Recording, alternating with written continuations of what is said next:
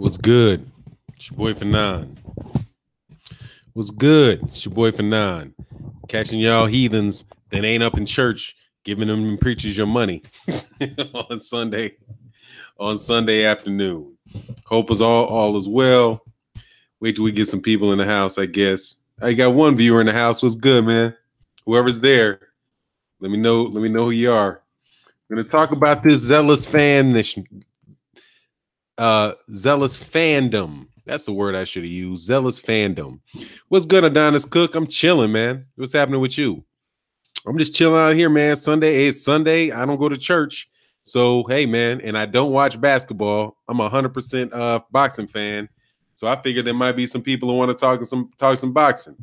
I didn't see many other live streams going other than one going out of the UK. So I figured, hey, man, let's shoot the shit real quick. World Breaker, Adonis World Breaker. That's what's up. Adonis Cook World Breaker, man. I saw that you changed your name. I thought that was you that said you changed your name, man. So I wonder what that's about, man. Just let me know what that's about. Struggle Boxing, something on. This is Shane David. Changed my name. What's good? Well, you struggle boxing now, my man. What's good, Struggle? What's good, Struggle? Yeah, man. So look, man, that's what I want to talk about because I'm trying to get my head around all this nonsense, man. Like, no, man, I created another channel. Oh, you created another channel for World Breaker? That's what's up. It's going to be my boxing channel. Okay, cool. Why ain't you on there now? Don't confuse me. But I remember World Breaker, Adonis Cook. I can remember that. Demetrius Barnes, man, I'm chilling, man. Having a good afternoon. Just got done. My wife gave me a little to-do list. You know, I had a honey to-do list, and I knocked it out. So I'm feeling proud of myself. She ain't gonna walk in the room, give me the evil eye. So I feel good. Beverly Rose, what's happening? And I see the name Beverly Rose. I don't want to assume that you're a female because that would be, I don't want to do that. But let me know for sure because, 1-2 is a lady. And I always say, I don't know if it might be your wife's or your girlfriend's, deal or whatever. Let me know. Unless Beverly's a male's name, man. And I don't mean to. Oh, he said, I'm a female. All right. Hey. All right, Beverly. Cool. It's just it's not rare. I mean, because we do have some real knowledgeable female boxing fans. Ashley's Corner is one. Female Fight Fan, one comes in sometimes, 1-2. So it's good to know that we got more women, women in the stream. That's what's up. But I want to know, I don't know, because it's like Beverly. But that might be like some, I've seen some dudes with some female names before where I was like, what? What is the female name for men? It's like Ashley. It's not Ashley, but yeah, made him. Isn't it Ashley Theopane? Isn't his name Ashley Theopane? So it's like, I don't want to just assume. A dude might get hot at that, man. But I guess if a dude's name was, had a female, if there was a dude named Beverly, then, Beverly would have had some, I knew a dude named Hillary. So I was like, damn, dog, your name is Hillary? Really? He did turn out to be, he's a really good dude, but he does date dudes. But, he's not and he was a very, very good dude, man. I like Hillary. It's actually Hillary. It's not Hillary. It's Hillary. And I won't say that's my dude. That's my wife's dude. But he's a cool dude, man. Beverly Rose, I'm interested in the science of the sport, but listening to LDBC helps me keep up on the names who aren't too big to the casuals. Oh, man, you're going to hear it over here, man. You're going to get the real deal. But so look, we got 15 people in the house. We got somebody thumbs down in it. Hey, thank you for the thumbs down, man. Felix Nunez, I'm chilling on this Sunday. Is it afternoon yet? Yeah, it's 12:08. Like Dana White. Oh, what do you mean like? Oh, like Dana? Yeah, with a female's name, exactly. Uncle Burn apostrophe. Got to get a good nickname. If you have one of those names, yeah, you got to. Yeah, you got to man it up, man. Beverly be like B-Dog or something, Oh my God, Beverly.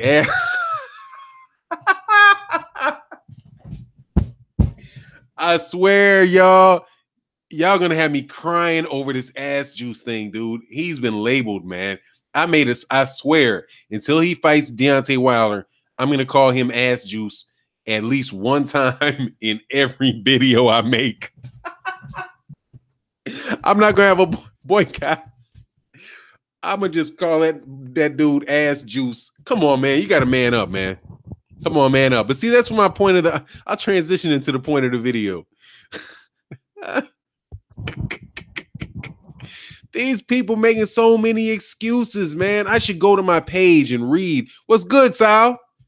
I'm chilling, man. What's good with you, man? Oh, man, I should go to my page. Matter of fact, I might do that. I might do that, provided I can't. Let me read one of his comments, these dudes. Man, they make so many comments because I read my comments. Apple juice, drinking that British. Demetrius Barnes in the super chat. What's good, my man? Thank you, man. Much appreciated. We're representing. Thank you, sir. Give me a question or something, though, man. All jive, struggle boxing. Man, these cats, I swear, man. I'm like, I don't know if you guys know the subscriber, Bad Bart.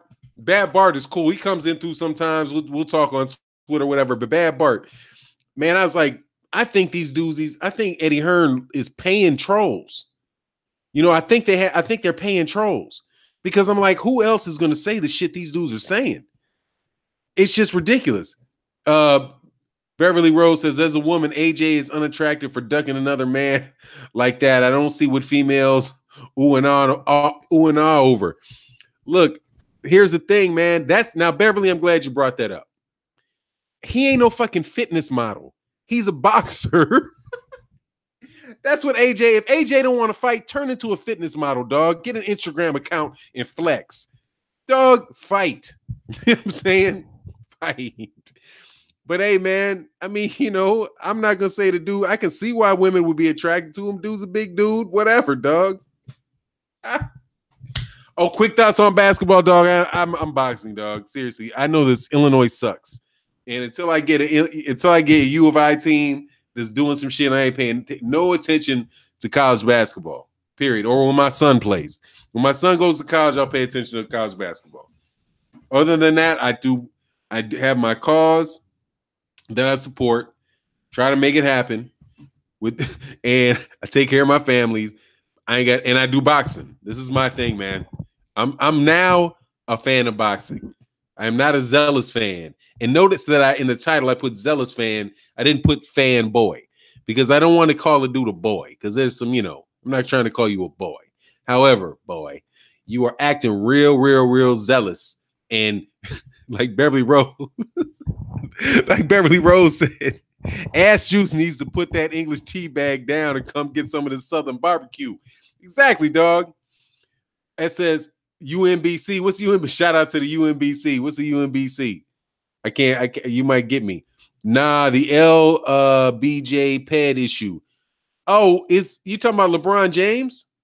PD issues? I don't know, man. There was something about it. I mean, he looked like he could be, but whatever. That ain't make him 6'7". You know?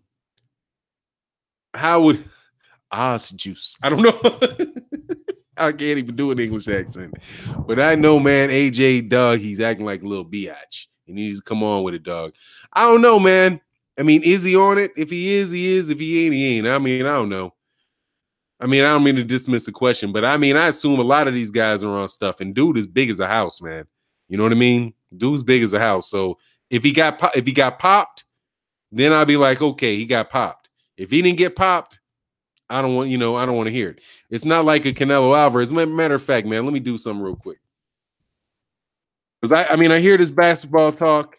LeBron James is, dude can play. But let me see. LeBron James PED. Max Kellerman hits at LeBron James PED use. Sportsbook said LeBron James D Wade jaw growth during the years is from PED. That's speculation. Does LeBron James take PEDs? There's never been a PED scandal in the NBA. Proof, this is genius, that he used PEDs. All right, I'm looking for the one that says this dude tested positive for PEDs.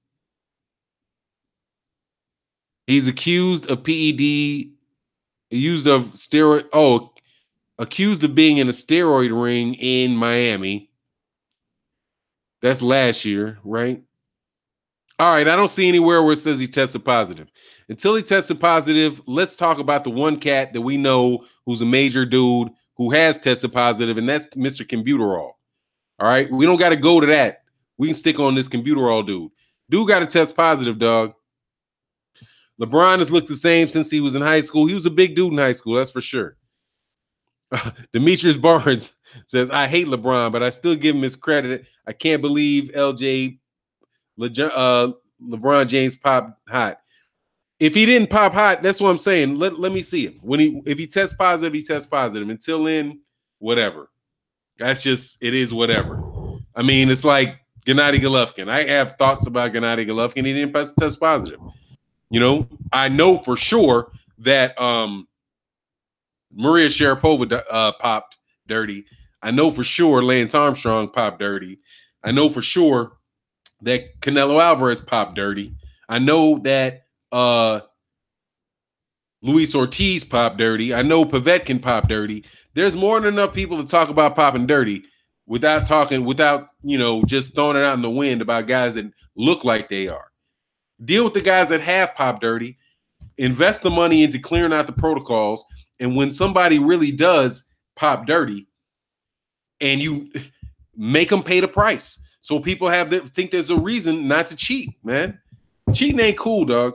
That's the wise words of my philosophic words of the day. Cheating ain't cool, dog.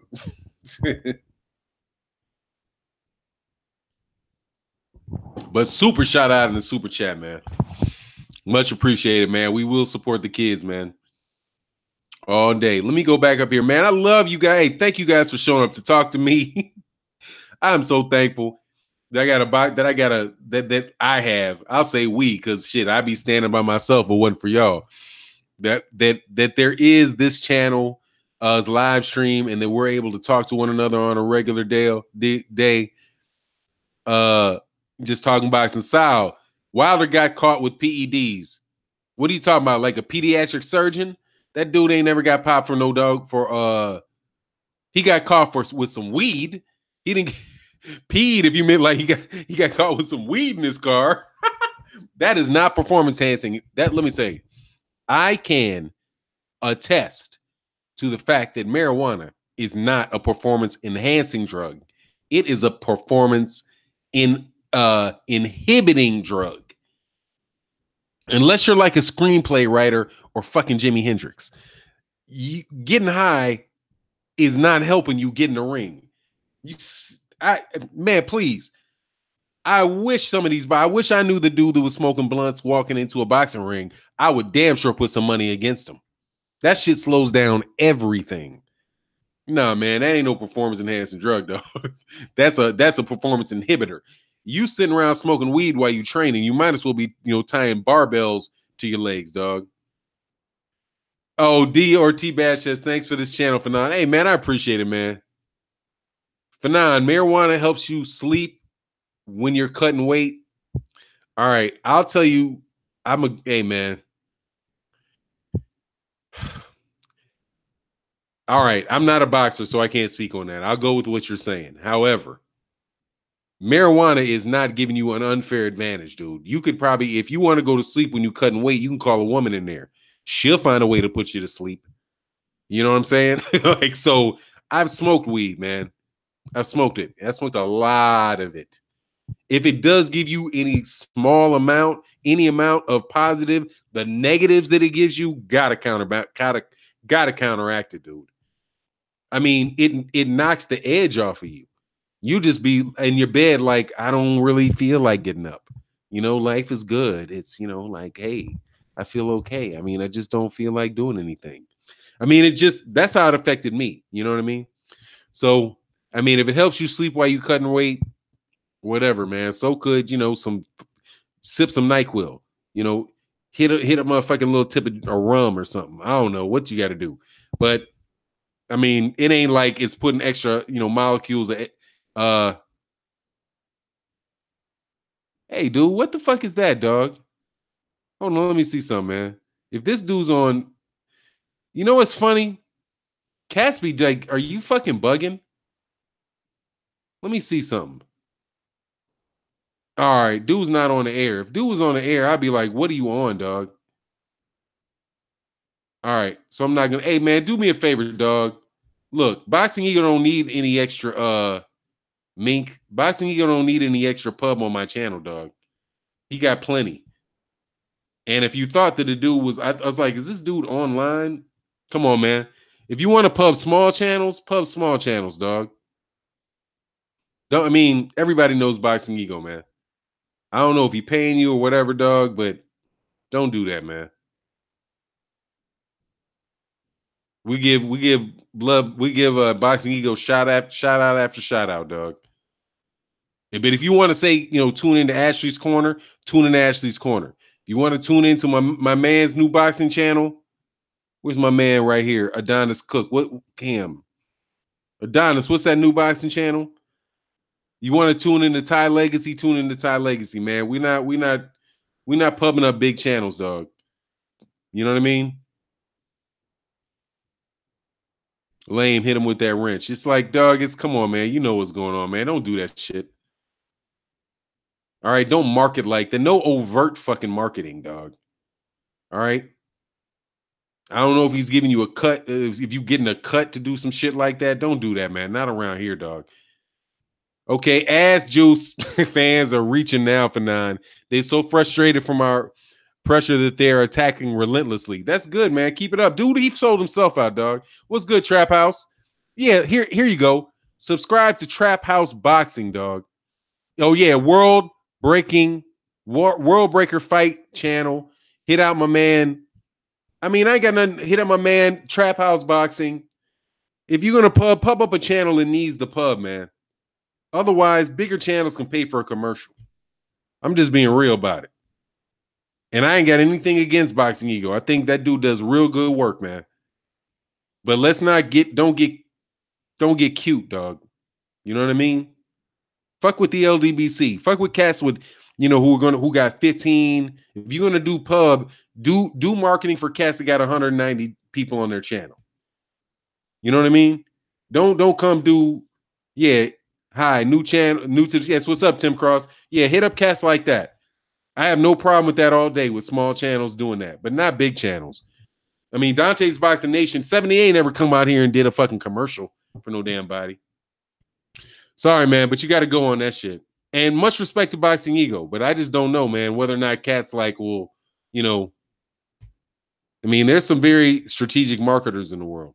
For 9, after the whole Canelo situation, I wish people would take time to really understand and study steroids pissed off Clin as just being trace amounts is BS. Clenbuterol is used to mask. Yeah, damn sure. I understand that, man. I appreciate that, Cecil Robinson. I understand that. I really want to do, you know what? That's something we can do for the channel. Trap House Boxing, what's good, man? Let me know if you want to jump on, man. We just having a good Sunday conversation, homie. And World Breaker Fight channel. Hey, man, let's chop it up sometime, man. And if you guys have not subscribed to Trap House Boxing, subscribe to Trap House Boxing. World Breaker Fight channel is out. He's new too. So is Thai Legacy. So is Corey Lee Boxing. I mean, the Cali Enigma, my man, the Cali Enigma's got a new channel. I mean, let's get a whole bunch of voices on the table, man. Let's get a whole bunch of voices out here, man. True Down Mexican, my favorite name, dog. Dog, that's my favorite fucking name on all of YouTube, dog. True Down Mexican. Love that name, dog. Send me the link, but I'm eating right now. That's all right. That's cool. Oh, you know what? Oh, I can. Yeah. I'll be on here for a while. I'll send it to you. There you go. Actually, dude, you know what I do? I'm gonna do this too, because I want to see this dude explode on the channel, dog. Hey, dog, I'm gonna try to treat y'all, man. I just sent one to Trap House Boxing. Trap House Boxing, and I sent one to Santee Walton. I'm hoping Santee Walton will jump on, man. I sent him. He might not even know to see it.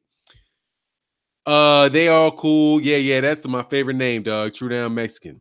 Hey, man, True Down Mexican. You need to check out that video that was done by Black Fight Fan TV this morning, talking about how some of these cats are turning into Mexican food. Man, you cannot impersonate Floyd Mayweather, dog. Get your own style, dog, or these Mexican dudes gonna beat the shit out you. That's a lesson for Amir Imam taught everybody, man. You better not try to keep doing that damn shoulder roll and all that shit if you don't know how to do it, dog. You can get your ass knocked out, dog. KO said, what up, Fanon? What up, KO, man? You always supporting the channel, man. Much appreciation, man. Fanon, crucial YG and Fanon, you save me every Sunday. I'm bored as hell. Man, well, let's talk some boxing. Yeah, definitely check it out, dude. Because he was like, look, that's True Down Mexican. He's talking about how Amir Imam and Adrien Broner are Mexican food. Because they grew up looking at Floyd Mayweather Jr. trying to pot shot, pot shot, throw one punch here, and that shit ain't working. Because they're banned and they got to throw more punches. They have to throw more punches. I'm not saying throw a bunch of punches and get hit, and take a bunch of shots to the chin. But, man, you got to just, develop the fundamentals of the game, man, independent of all the other stuff, and then go with the best that you have, man. That style works for Floyd. But that's like style 1 of 6 that Floyd can use. And he didn't do that until, he knows that works for him, man. It don't work. It ain't working for Amir Imam. It ain't working for your boy Adrien Broner. And that's what Black Fight Fan TV was talking about, man. Ty Legacy, he was using that roll okay. He was using the jab to close the range was the problem. Yeah, I mean, hey, dog, at the end of the day, Ty, it's about fighting, dude. You have to make that dude respect you. And the one thing I noticed about last night was that your boy, Amir, Jose Ramirez didn't even respect him, man. He didn't respect him. You know what I mean? He just didn't respect him. So he came in there just doing whatever. I mean, it looks like, you can't just copy Floyd. You got to be you, dude. Back in the days, word of the day, back in the days, people used to try to fight Ali and they wound up getting their ass knocked out because they tried to do him. He was just a special fighter, who learned how to fight that way because it worked for him. Shout out to the LDBC for keeping that information coming. Facts. That's Ron Finkel. Yeah, shout out to LDBC and all y'all good dudes, man. Oh, man, what's my man? I saw Reg the Tree. Let me go back here a little something. Back up. Because I want to definitely read that from my man. Oh, True Down Mexico. That Mexican meat is crazy. Need to import some for bulking season. Yeah, man. Come on, man. That's a mask, dog. That's a mask, dog. Damn, I'm sorry, Reg. I lost your comment. Reg the Tree goes. What's good for Nan? I was getting sleepy at the library now. And now I'm because your stream, man. That's what's up, man. Hey, you studying? That's good, man. Get that grind in, man. It's gonna pay off, man. Go get you some coffee. Do what you got to do. Slap yourself in the face. If it's cold where you are, walk around the block. Do whatever you got to do and then get back in that library, dog. Get that work done. It's going to pay off, man.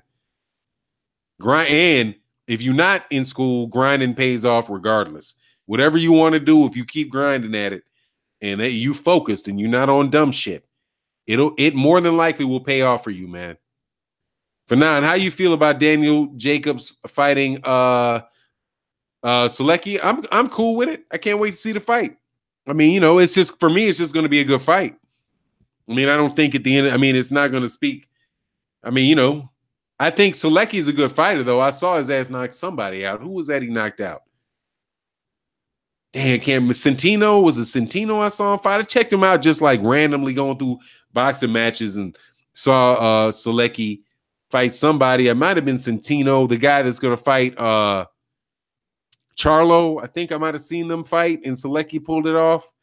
But, and if it's not him, forgive me or whatever, but I've seen him. That's Selecki gonna come to fight, man. He's gonna come throw them hands. So we'll see what Jacobs has. I mean, we already know what Jacobs has. You know, we know his rap sheet. Like he told Jamal Charlo, you know my rap sheet. Sator, you see Floyd switches to the high guard when he's up against a strong pressure fighter.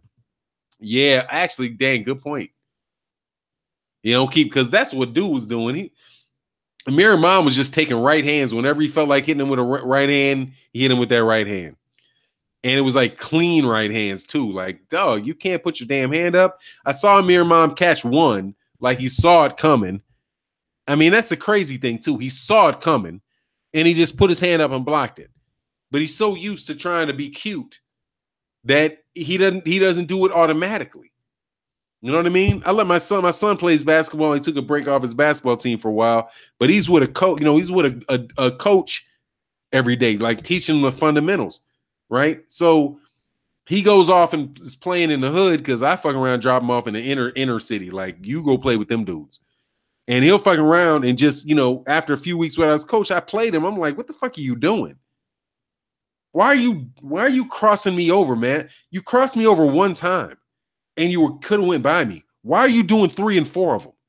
Why are you doing fucking sham guides for no damn reason? Go do a fucking layup. Just follow the fundamentals. And that's what, you know, that's why I think these cats are gonna be Mexican food. Because those cats are following the fundamentals, man. You know what I mean? And one of the fundamentals is be aggressive and hit them. I know it's hit and don't get hit, but those cats focused on the first part of it. Hit. Right? You know what I mean? You gotta hit them. You're going to hit them 1-2 times around and win. You know what I mean? Anyway, it is what it is, man. But I am looking forward to the Daniel Jacobs fight. I like Daniel Jacobs. What's good, Denar Reed? I'm chilling, man. I'm chilling. David Reed. Yeah, of course. I do think that I heard of him. What weight class? He was a 168-pounder. David Reed? Oh, 100. He's 160 pounds. He's a middleweight who got his ass blasted by Felix Tito Trinidad. Kept his hands too low. Had that sleepy eye, and his sleepy eye eventually ended his career, man. Because it's like his eyes would close up. He hit it 2 times. Let me go back here, man. If I go to Mexico, I'll see 100,000 bodybuilders walking around eating tacos. Hey, I can't get into the taco talk. There's something that's blatantly like I don't appreciate about that. Hey, True Down Mexico. Now, which fighter that never made it to superstardom could have if they would have had some team changes and training changes? Adrien Broner. Adrien Broner was right in our face. Adrien Broner. Adrien Broner would have had some team changes and training changes, and the number one person Adrien Broner should have put out of his team was Floyd Mayweather Jr. And I'm not saying that in a bad way, man. Once he got around Floyd Mayweather Jr., he thought he made it. And he didn't make it. Floyd Mayweather should have been somebody that he wouldn't have been able to meet for like 10 years. You know what I mean?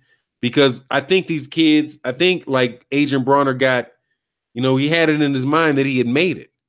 I am the next Mayweather. Like Mayweather could appoint him to be the next great fighter. And since Mayweather gave him his blessing and Mayweather was around him and Mayweather wanted to, you know, big him up, that means that he made it. The whole time, the people that Mayweather's not around and is not big enough are in the gym trying to find a way to beat the brakes off this dude because they can't get to Mayweather to do it. So the first guy in my mind is Adrien Broner because Adrien Broner got to stardom.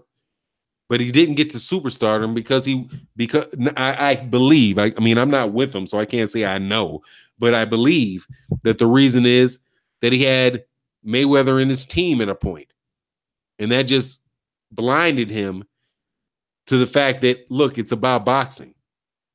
And if you do it, of all the ABs, I ain't never heard him say about boxing, about business, about billions, about bullshit, about broke one of these days.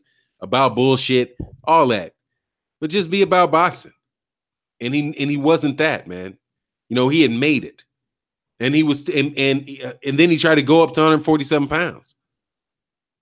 I mean, if Adrien Broner it was really the best route for Adrien Broner was that dude should have stayed at 135 pounds as long as he possibly could. Because at 135 pounds, if he can make it, he's a killer. But you know, hey man, he's out there partying, he's out there marketing, he's out there being a marketing genius. The fuck? There ain't no damn genius to marketing. It's sales. It's just fucking sales. It's not direct sales. It's like indirect sales. Everybody knows if you fucking tap, dance, smile, and talk shit that they're gonna watch you. We got my man Trap House Boxing. I've been going for a minute, dog. I had it on mute. My bad. Trap House. What's going on, fellas? I'm chilling, dog. I went on a motherfucking rant, and I didn't even see y'all. What's up, brother?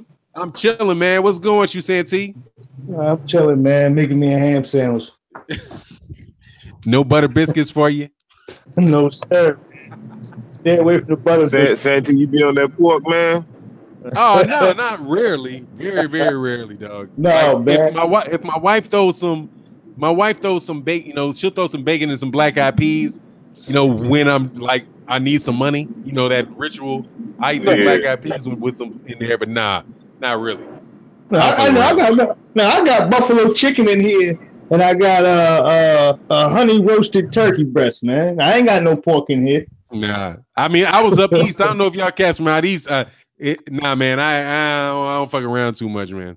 We even eat turkey bacon, but that's not my choice. You know, my wife shops, so I eat what she gives.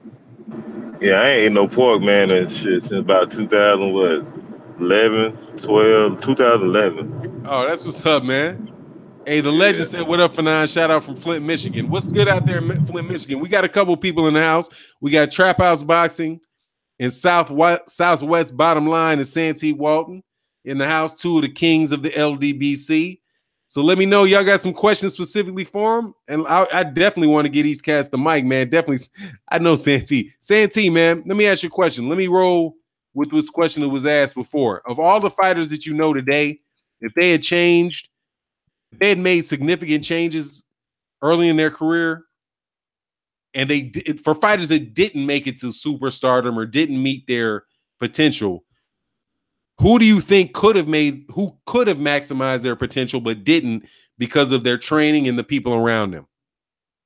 Does that make sense? Wow. Broner's the first person that comes to mind, man. He's black. He had the fullest potential to actually make some money on a high scale. I believe he has made money, but he really missed out with that deal with Rock Nation, man. Rock Nation was going to pay him what was it? $40 million for 6 fights or something like that. It's a lot. I don't remember what it was. It's a lot. Which he has not reached that now at this point. Nowhere near that. Nothing. And for what it's worth, they were going to do that for you, knowing that you got your ass kicked. But they seen the potential of what type of money they could make with you. And he's just a dickhead, man. He never had good advisors around him. You know, Al Heyman, I believe he did the best that he could at this point, but stupid is stupid, man. So some people, you just fucking dumb, man. You didn't take your medication like you were supposed to, and you run around here wild and retarded and off the hook. And I believe that's his case and circumstances, man. If he would have got snatched up early, because I believe possibly what you sound like, as far as with Floyd, if he wasn't so desperate to follow his style or fighting style and to look like him, and you know what, this is the end-all be-all. Yes, when it comes to money, but the steps is what got you here was your ability to be able to fight, and you didn't come through the door fighting like Floyd. You know, Adrien Broner looked good coming up the ladder when he was able to put serious power punches out and just dominate a guy. That's when he looked good. Not all this shoulder roll shit and trying to look cool and crafty with all this finesse in the ring. This is the shit that always got his ass whooped. Always. And when he does it again, he's going to get his ass whooped again. But what I personally feel about Adrien Broner is if he would have stayed away from just watching Floyd alone, if he would have looked at all the other fighters, if he had a thorough person around him that he respect in order to make the investment to to get him into the habit of staying disciplined and following the sport of boxing as a whole, not just one fighter. I think that would have turned him around, man. I think he would have made better decisions with his career. But since he got so many yes men around him, and since you have so many dickheads that's just there to make a check and seeing how they can eat for the next day, and they're happy to get off their auntie couch and get in the back seat with Adrien Broner to clown around for fuckery, and he likes them niggas around him as well. You got what you got, man, today, man. A hard-headed, stupid, dick-headed Negro, man, that's going to run full speed into a brick wall once again. Trap House Boxing, man. What's your point on, what's your thoughts on that? Well, man, I'm trying to rack my brain to find. Hey, Trap House, excuse me a second, man. Hey, if there's anybody out here who has not been subscribed to my man, Santee Walton, tell him how to get to your videos, man, and how to get in contact with you. All right, that's the Bottom Line SW, which pretty much is on YouTube. You can find me on YouTube. That's the Bottom Line SW, which stands for the Bottom Line Santee Walton. That's what the SW is for. But I'm about to switch my goddamn name back. But that's where you can find me over there on YouTube, man. Appreciate that, family. Oh, man, it's all good, man. It's all good. Hey, I'm sorry to cut you off, Trap. Go ahead, man. And I'm gonna tell you, if you got paper skin, don't go over there to Santee Walton channel. I'm telling you now. If you don't want the truth, do not go over there, because he will burn you up. He will burn your ass up. I'm telling you. So but anyway, man, I'm trying to rack my brain to find another fighter who actually had the ball in their court like that. You know, the power ball, and actually is fumbling it or fumbled it, however you want to, terminology you want to put on it. And I can't come up with nobody right now besides Adrien Broner, man. You know, Adrien Broner, like you said, with Floyd, everybody knew this, but he doesn't have the mental toughness to be around guys like Floyd. You know what I'm saying? He don't have the mental toughness like that, because Adrien Broner is a mentally weak guy, and he get all over the place, and he lose focus of who he really is and what got him to where he's at. And that was the number one downfall right there. And another thing is, like Floyd said, Al been paying these guys too much money in the beginning, and now you seeing these fighters, they beating up these guys who the casual fan can't even identify with, and now they act like they're the king of the hill, and they don't want to fight nobody. They talking about ain't nobody bringing that to the table and all this other crap. You know what I'm saying? That's another thing that twisted. But good thing of Adrien Broner, he ain't on that pretty much. The only thing I thought was stupid that he turned down was Pacquiao. Because he did let his stardom get to his head in that one. He should have just took that fight. But Adrien Broner, man, he like I said, he had the ball in this court, man, and he fucking it up, man. He fucking it up real, real bad. He was exceptional talent, decent fighter, but I think that he let his head get in the way of his career a whole lot, man. Stepping up to fight guys that he shouldn't have been fighting. And I'm not saying he shouldn't have fought Maidana, because that was a good ass fight. Adrien Broner could have won that fight, but he got caught up in, like I said, being mentally weak, trying to fight like Floyd and doing all this other stuff. When he was doing good with Adrien against Maidana is when he had to bite down and go to war with him. That's when he was doing his best. All that fancy shoulder roll shit, he was getting his ass caught, knocked down, and everything. So, and that should have revealed who he really was. That should have right there opened his eyes right there to let him know who he really is. But he didn't see it. He didn't get it then. And he's still trying to, rebound himself and come back from all that. But now it's like, is it too late or what? Like, to me, I'm gonna be honest with you. I'm finna go ahead and pick Jesse Vargas as the winner, because I used to look, bro. I've been on front line for Adrien Broner way too many times, bro. He made a fool out of me. I'm sorry. I'm at the point right now. He got to show me. He really, really got to show me. And it ain't gonna be one fight. It got to be 3-4 fights, and he got to win that signature. He got to get that signature win that he never, ever, ever got. He never got no signature win. Every time he stepped up, he folded. Lack of not letting his hands go. That's the only reason why Adrien Broner truly, truly lost. Hey, what's going on? But yeah, that's the only reason why Adrien Broner truly lost, man. Because he didn't let his hands go. That's the only true reason. But other than that, man, that's the only guy I can think of, and that's pretty much it though for now. Hey man, you know the one dude that I was thinking about? Hey man, hey, shout out to Reggie the Tree. Says I love Riddick Bowe, but he missed his potential. Man, I mean, he was at the top. He was at the top for a minute, man. I don't know about Riddick Bowe, and I don't know whether, I mean, he could have done all he wanted. I still don't think he would have got Lennox Lewis. But if he would have taken that Lennox Lewis fight, that might have been one. A dude that somebody else mentioned, Macho Camacho, in the comment section. I think about Hector Camacho Jr. though, because Hector Camacho Jr. really did have a real good chance, man. He was rolling there for a minute, man, but it just didn't seem like he was really committed enough, to take advantage and kind of go on with that. But but look, man, I got you two cats in here, man. I've been absolutely obsessed with a certain issue lately. Hey, so we talking about all fighters? I thought we was talking about just the current fighters. I said curtain. You're right. My bad. I did. I jumped there, but somebody said, I jumped off that. I did say that. Oh, it's all good, man. But yeah, right. Current Adrien Broner, man. I for all around, I have to think about that, But yeah, Adrien Broner right now, man.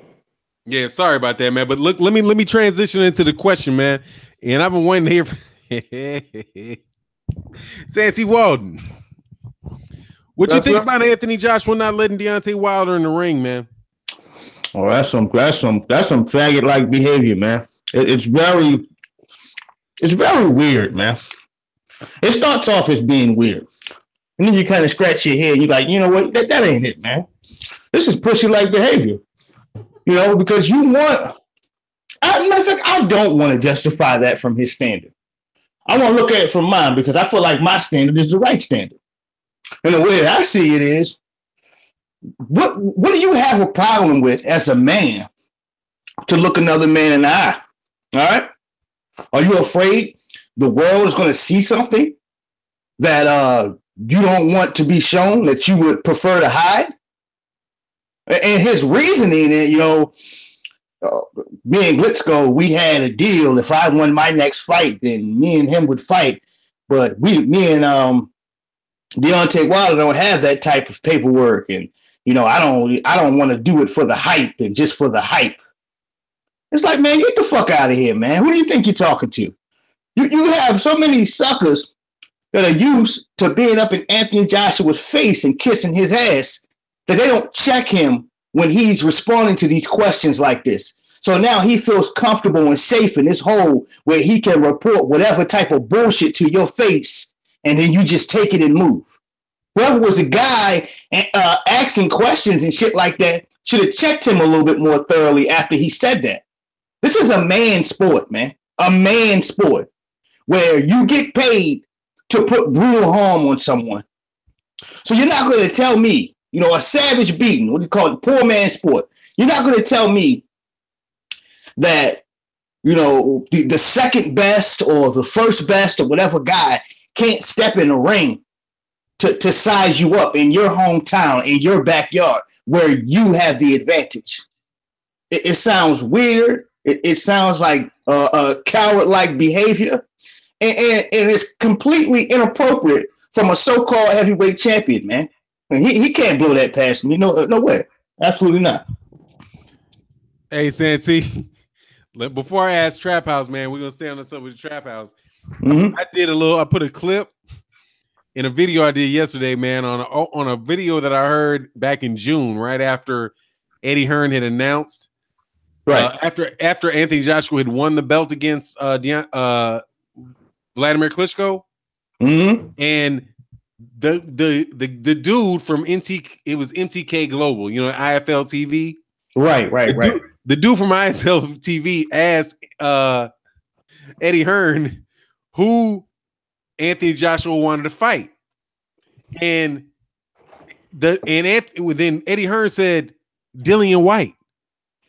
That's who he's really excited. And then the interviewer's like, "What?" Dude, the interview's like, huh? What? This is what I'm talking about, man. This is exactly what I'm talking about, man. Hey, Fanon, run that back again. What you say happened again, man? Oh, look, I got it on the video. You got to check it out. You don't got to check out much of the video, but there was an interview that took place, and my man Huru, I can't pronounce your name. I got your question, dog. I'm keeping my screen on your question. There's an interview where it was the week after, it was 5 days after Anthony Joshua beat Vladimir Klitschko. And Eddie Hearn gave an interview to IFL TV where they asked Eddie Hearn who Anthony Joshua really wanted to fight. And Eddie Hearn said, well, you know who, when I asked Deontay Wilder, when I asked Anthony Joshua who he wanted to fight, immediately he said, Dillian White. And that was after Dillian, he'd already knocked out Dillian White. Eddie Hearn was like, yeah, he's really excited. He loved the whole fight. He loved the lead up to the fight. He loved the fight, and he really wants to fight Dillian White. And then the commentator was like, well, Dillian White? Are you fucking with me? I mean, his tone in his voice is like, you fucking kidding me? And then Eddie Hearn went into saying that he had a 10, listen to the shit, I swear to God, it's on my channel. He had an 8 fight plan he had the next 4 years planned out for Anthony Joshua. And he mentioned Luis Ortiz, but he said, look, Luis Ortiz basically implied that he would drop the belt. You know, if they were forced to fight Luis Ortiz, they're either going to have to fight him or they got to drop the belt. But, you know, there's no money in it for Luis Ortiz. But that Anthony Joshua really wants the Dillian White fight.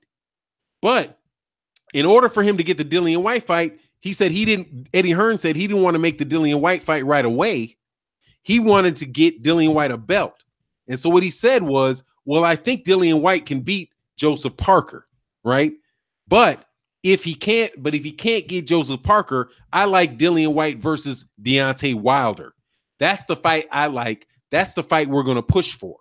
So the date, 5 days after Anthony Joshua won his belt, Eddie Hearn gave an interview to IFL TV where he said that he was going to try to push, the strategy he was going to push was for Dillian White to fight Deontay Wilder so that Dillian White can beat Deontay Wilder, and then Anthony Joshua can get the rematch with Dillian White like he wants. Because that's the fight that Anthony Joshua really wants, is Dillian White.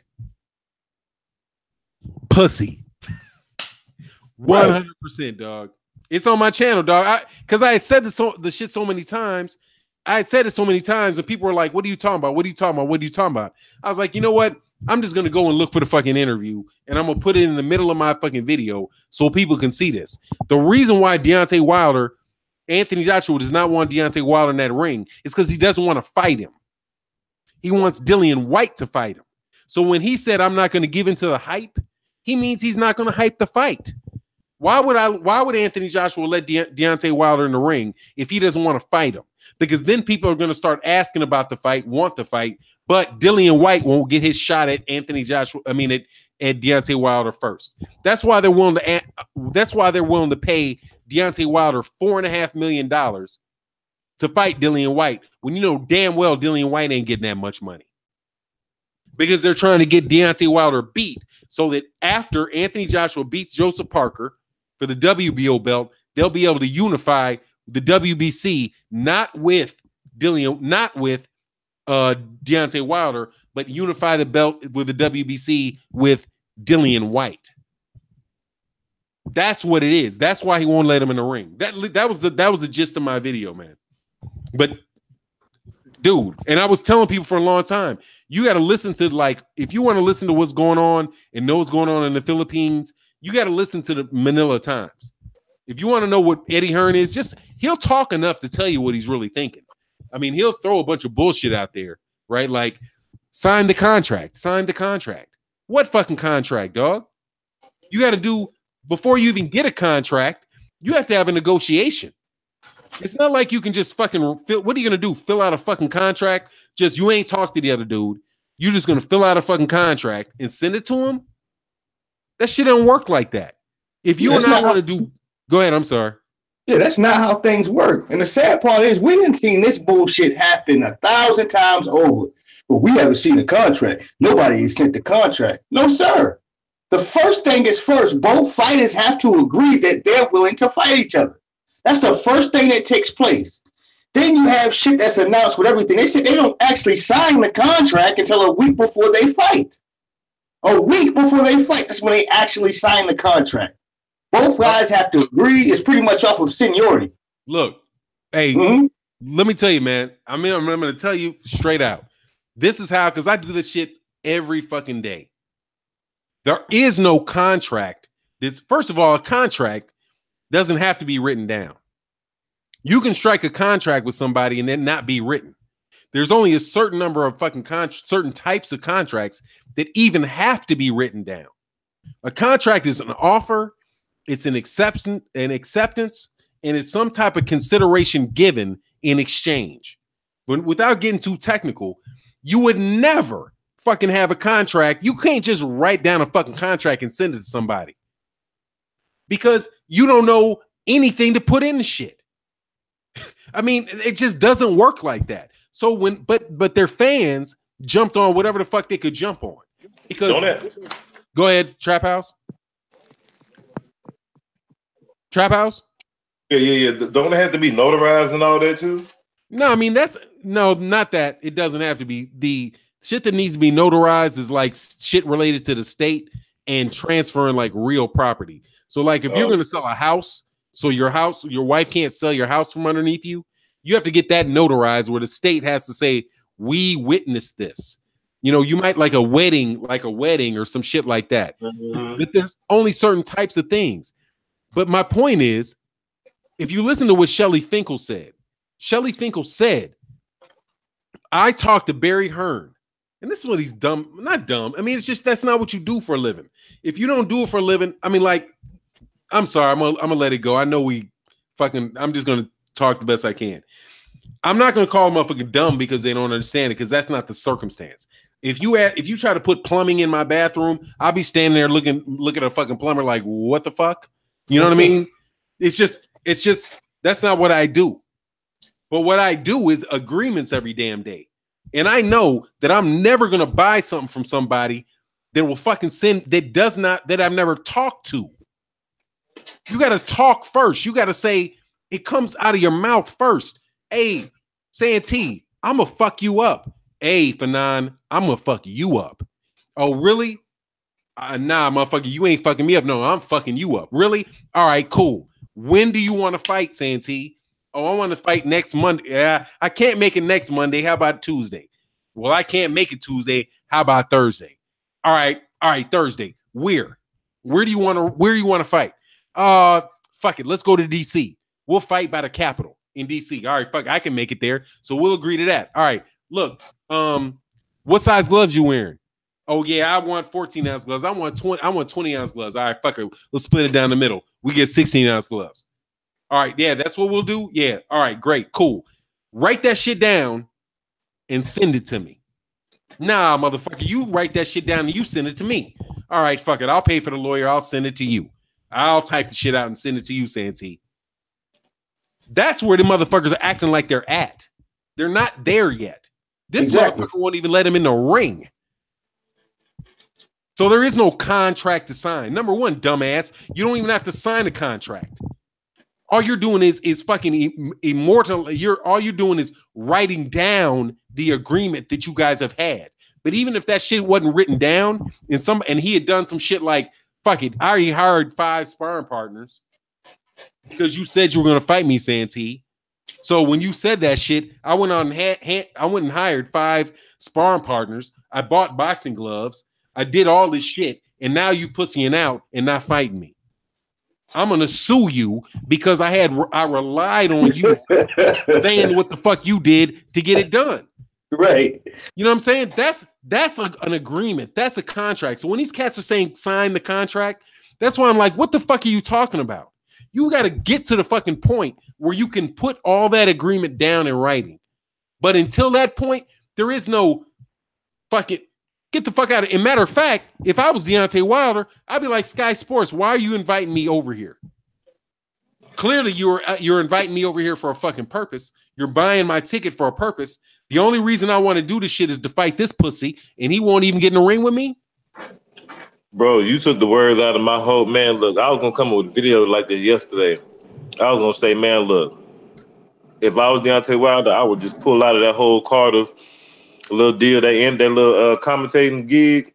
If I can't get in the ring, I'm not coming. That's the whole part of the bottom line. What's the point? The first time I went over there, I was being nice, which is I told 7 I said, Wilder shouldn't have been respectful. He should have went in there. What did he go over there for in the beginning anyway? He said he didn't want to take the shine from him. I feel that, but bro, this dude was already showing you signs that he ain't want no part of you. And you shouldn't have been respectful the first time. You should have went on here and crashed the party, got in that ring. Point blank period. Now he done gave him a whole nother little wiggle room. Now he's saying that he don't want Wilder in the ring and all this. Like you said, he called police on him. I already called control on him early. You know, I don't understand. I ain't seen. I don't recall seeing no fighters conduct themselves like this, man. You know, look, we even bashed Keith Thurman, right? But Keith Thurman ain't even went that far. You feel me? He ain't even went that far now. At least shout out to Patrick Scott, man. I'm sorry, I'm Trap House. Go ahead, man. No, go ahead, bro. I'm just saying he ain't went that far, man. Come on now. No, dude, he was standing next to him on a podium, and that's a look. Yeah, he even in close quarters with this dude at least. Anthony Joshua. Look, when it come down to him and Deontay Wilder, you remember back in the day. You feel like you old enough. Like, you know, when two cats used to be, they call each other out, they talking all that trash, they're supposed to be fighting, and they just walking around in a circle, shoulder to shoulder. Ain't nobody trying to throw the first blow. You just got to push one of them niggas into each other. That's how AJ is with Wilder, man. I'm telling you, man. Telling you, bro. Go ahead, man. Oh, no, that's hilarious. Hey, Malik Omar, hey, shout out in the super chat. He said, what happened to Amir Imam? AB needs some help. Amir Imam got his ass beat up, dog, because he don't throw punches. That's my take. I didn't see none of the fights last night, bro. I was in Tampa. They were entertaining, man. Very entertaining, man. When I got to the casino last night, I see Amir Imam out looking like a goddamn chicken pot pie. I said, he must have got his ass whooped. Oh, he did. He can't, and man, you can't miss him with a right hand, man. Yeah, I never believed in Amir Imam, man. You know, I knew he was a one-trick pony. And he tried to blame that excuse on Granado, saying he had the flu and all that. Look, bro, we can't bring those into the ring, homie. Deontay Wilder just knocked out a killer with the flu or whatever he had. His immune system wasn't 100, but he had to bite down on that gum shield and get her done. See, that's the thing. See, these guys get caught up in the trying moment and all that. When you at this level, ain't no such thing as trying. It's we make it happen, and that's just it. That's the bottom line. Got that right. Patrick Scott, man, shout out in the super chat. He says, Wilder pound Raid, Joshua pound Roach. Raid make Roach scatter. Yeah, that's Patrick Scott. Hey, I want to get to the lady in the chat, man. You know how we do. You know I got to do it, man. I got to give ladies respect. Beverly said, where are you at? Where'd you go, Beverly? You said these dudes making Deontay Wilder sound like, oh, here you go. Beverly Rose. They're making Wilder seem like he's the A side. I'm not sure what you mean by that, but if you want to talk about the A side and the B side, and this is I'm sorry, man, ladies on my channel get respect. So I'm not going to. She's saying that in code words, she's saying they're using duck taxes and the deflect taxes to tell people that they really don't want that work with Deontay Wilder. It's all bullshit. It's all smoke and mirrors, man. That's what it is. Oh, okay. If I missed that, all right, cool. We'll roll with that, man. Thanks for hitting me to that, man. All right. No, I'm just saying that's what I got out of it. Oh, okay, that's cool. I'll take your read too, because I was trying to figure it out. But I'm telling you, Trap, I get so many cats sending me messages, man. Like, because I've been on their ass since that. I mean, I've been on it because I'm like, dude, this shit just bugs me. I know that if you do a video and you put it out there, that these cats gonna see it. And Anthony Joshua can't duck it, man. He's done good. Man, dude is getting called ass juice, man. By 600 ass juice. Damn, ass juice. Look at this. I mean, there's no shit worse than ass juice. If you, what would you do, Trap House, if somebody walked in and said, motherfucker, you look like ass juice? Man, look, bro. Man, look, bro. I don't even know what. I'm just saying. I know I ain't gonna let nobody call me that. I'm just gonna put it to you like that. I'm just being real, bro. That's one thing I ain't gonna do. Ain't nobody just gonna disrespect me, homie. Feel me? I don't care what the styles, whatever. You're not gonna do that. That's not gonna happen like that. We're gonna have to do that. You understand? That's just we gonna know. We'll just put this on record. That's something we're gonna have to do. Santee. I'm in. I was gonna ask, dog, what would you do if you heard 1,000 people were walking around calling you ass juice because you refused to let a motherfucker in the ring? Ain't not one person gonna call me ass juice, man. I'm not living my life being called ass juice. Now whatever I'll do is for the birds. But what you're not going to do is call me ass juice. Hey, dog, I know. Hey, dog, I know I'm tripping. Damn, that's just damn near the funniest shit I heard in a year on 78 Sports TV shit. Man, 78 Sports TV, after Cass heard that shit, they had like a damn near contest of who could fucking clown that dude off his initials the most, man. You had a joke, a jackass, a ass juice. All guys and everything. But dog, ass juice won hands down, dog. Right. I think that's the worst. That's the worst she could be called is ass juice, man. Ass juice? Yeah, ass juice is the worst to be called. Hey, it's the Cali Enigma. I'm sorry to cut you off, Santee. Finish your sentence, man. Go ahead. Oh, shout out to Cali Enigma, man. Oh, man, Cali Enigma, you doing these big feminine. Dog, they got you calling you ass juice and big feminine. Big feminine fans are frustrated by the pressure by us. The pressure is working. It's time to crank it up tenfold.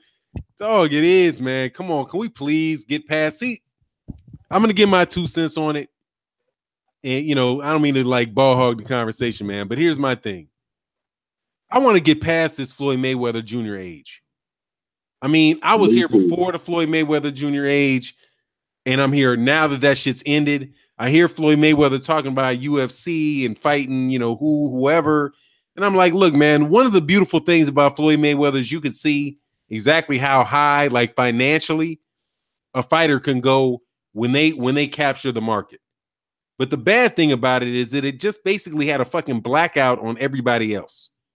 You had a bunch of great fighters during that time that fought at the same time as Floyd Mayweather, but because we were so trapped, not us. I mean, I wasn't. I was looking at the other fighters, you know, looking for that Mayweather-Pacquiao deal, and Floyd being TBE and all that. You know, I mean, he has an argument for it. I might not agree with it. Some people agree, some people don't agree. But he can make an argument. He ain't gonna get kicked out of the fucking room, you know what I mean, if he starts talking. But now we got an opportunity to motherfucking get shit right. And have this dude and have the best division, in my opinion. I just asked Mr. Bison today if he can get in or whatever. Will you have a chance to have this shit, that era end and a new era start? You got Anthony Joshua, who's captivated, you know, the UK. And I'm hearing more and more that he's not captivating it as much as, you know, motherfuckers are acting like he did. However, that dude is one of the top cats at, you know, at heavyweight and deserves to be so. You got Deontay Wilder, who's 40-0 with 39 knockouts, knocked out everybody's ever fought. And we want to get these dudes in the ring. But yet, you got one motherfucker acting like it ain't happening. And that's why I want this fight to happen so bad, man, because I want to get that. I want to change airs, make it clean. So where it doesn't matter whether Floyd talks about his new watches or whatever, people that look at the sport of boxing can say, well, who's the top in boxing? It's either Anthony Joshua or it's Deontay Wilder, it's Tyson Fury, but it's some fucking body. And we can carry the sport, man, and let this shit move from here, man.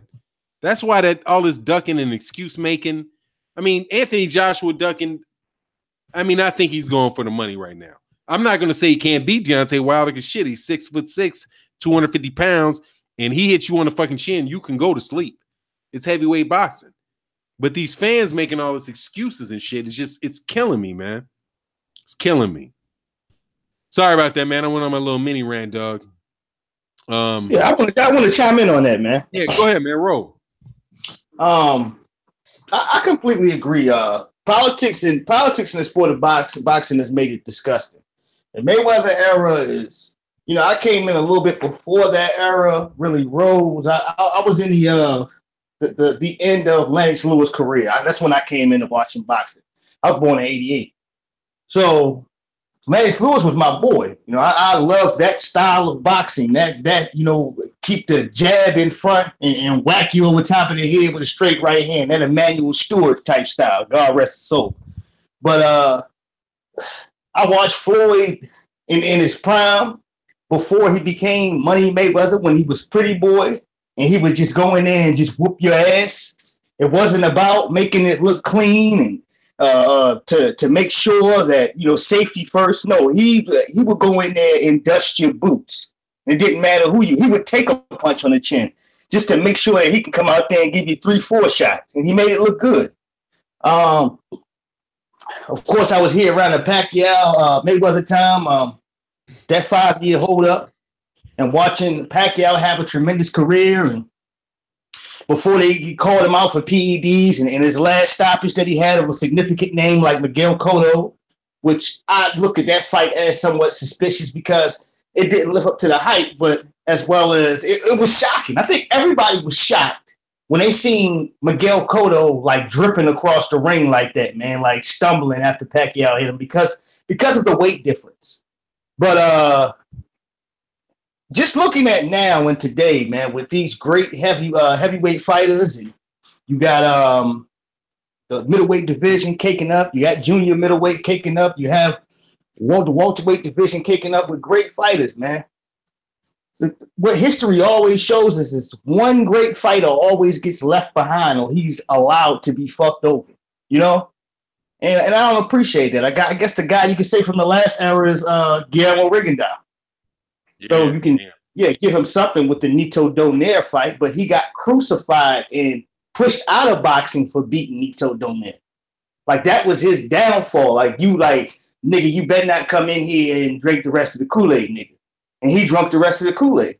And because of that, he had to endure being pushed around, shitted on by every sanctioning body and network to reveal that his style was born. Not he's a good defensive wizard and he's a good fighter. His style is born.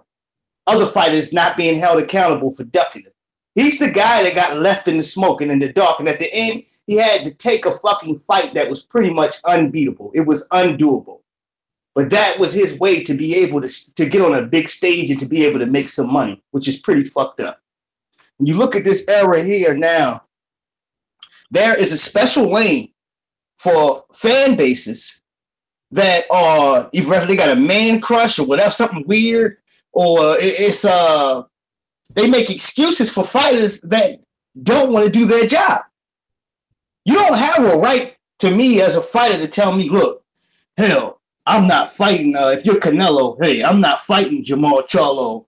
I'm fighting motherfucking Dominic Wade. That's who I'm fighting. You can take it or leave it. You ain't getting motherfucking crab legs over here. You getting these beats. You gonna eat beats.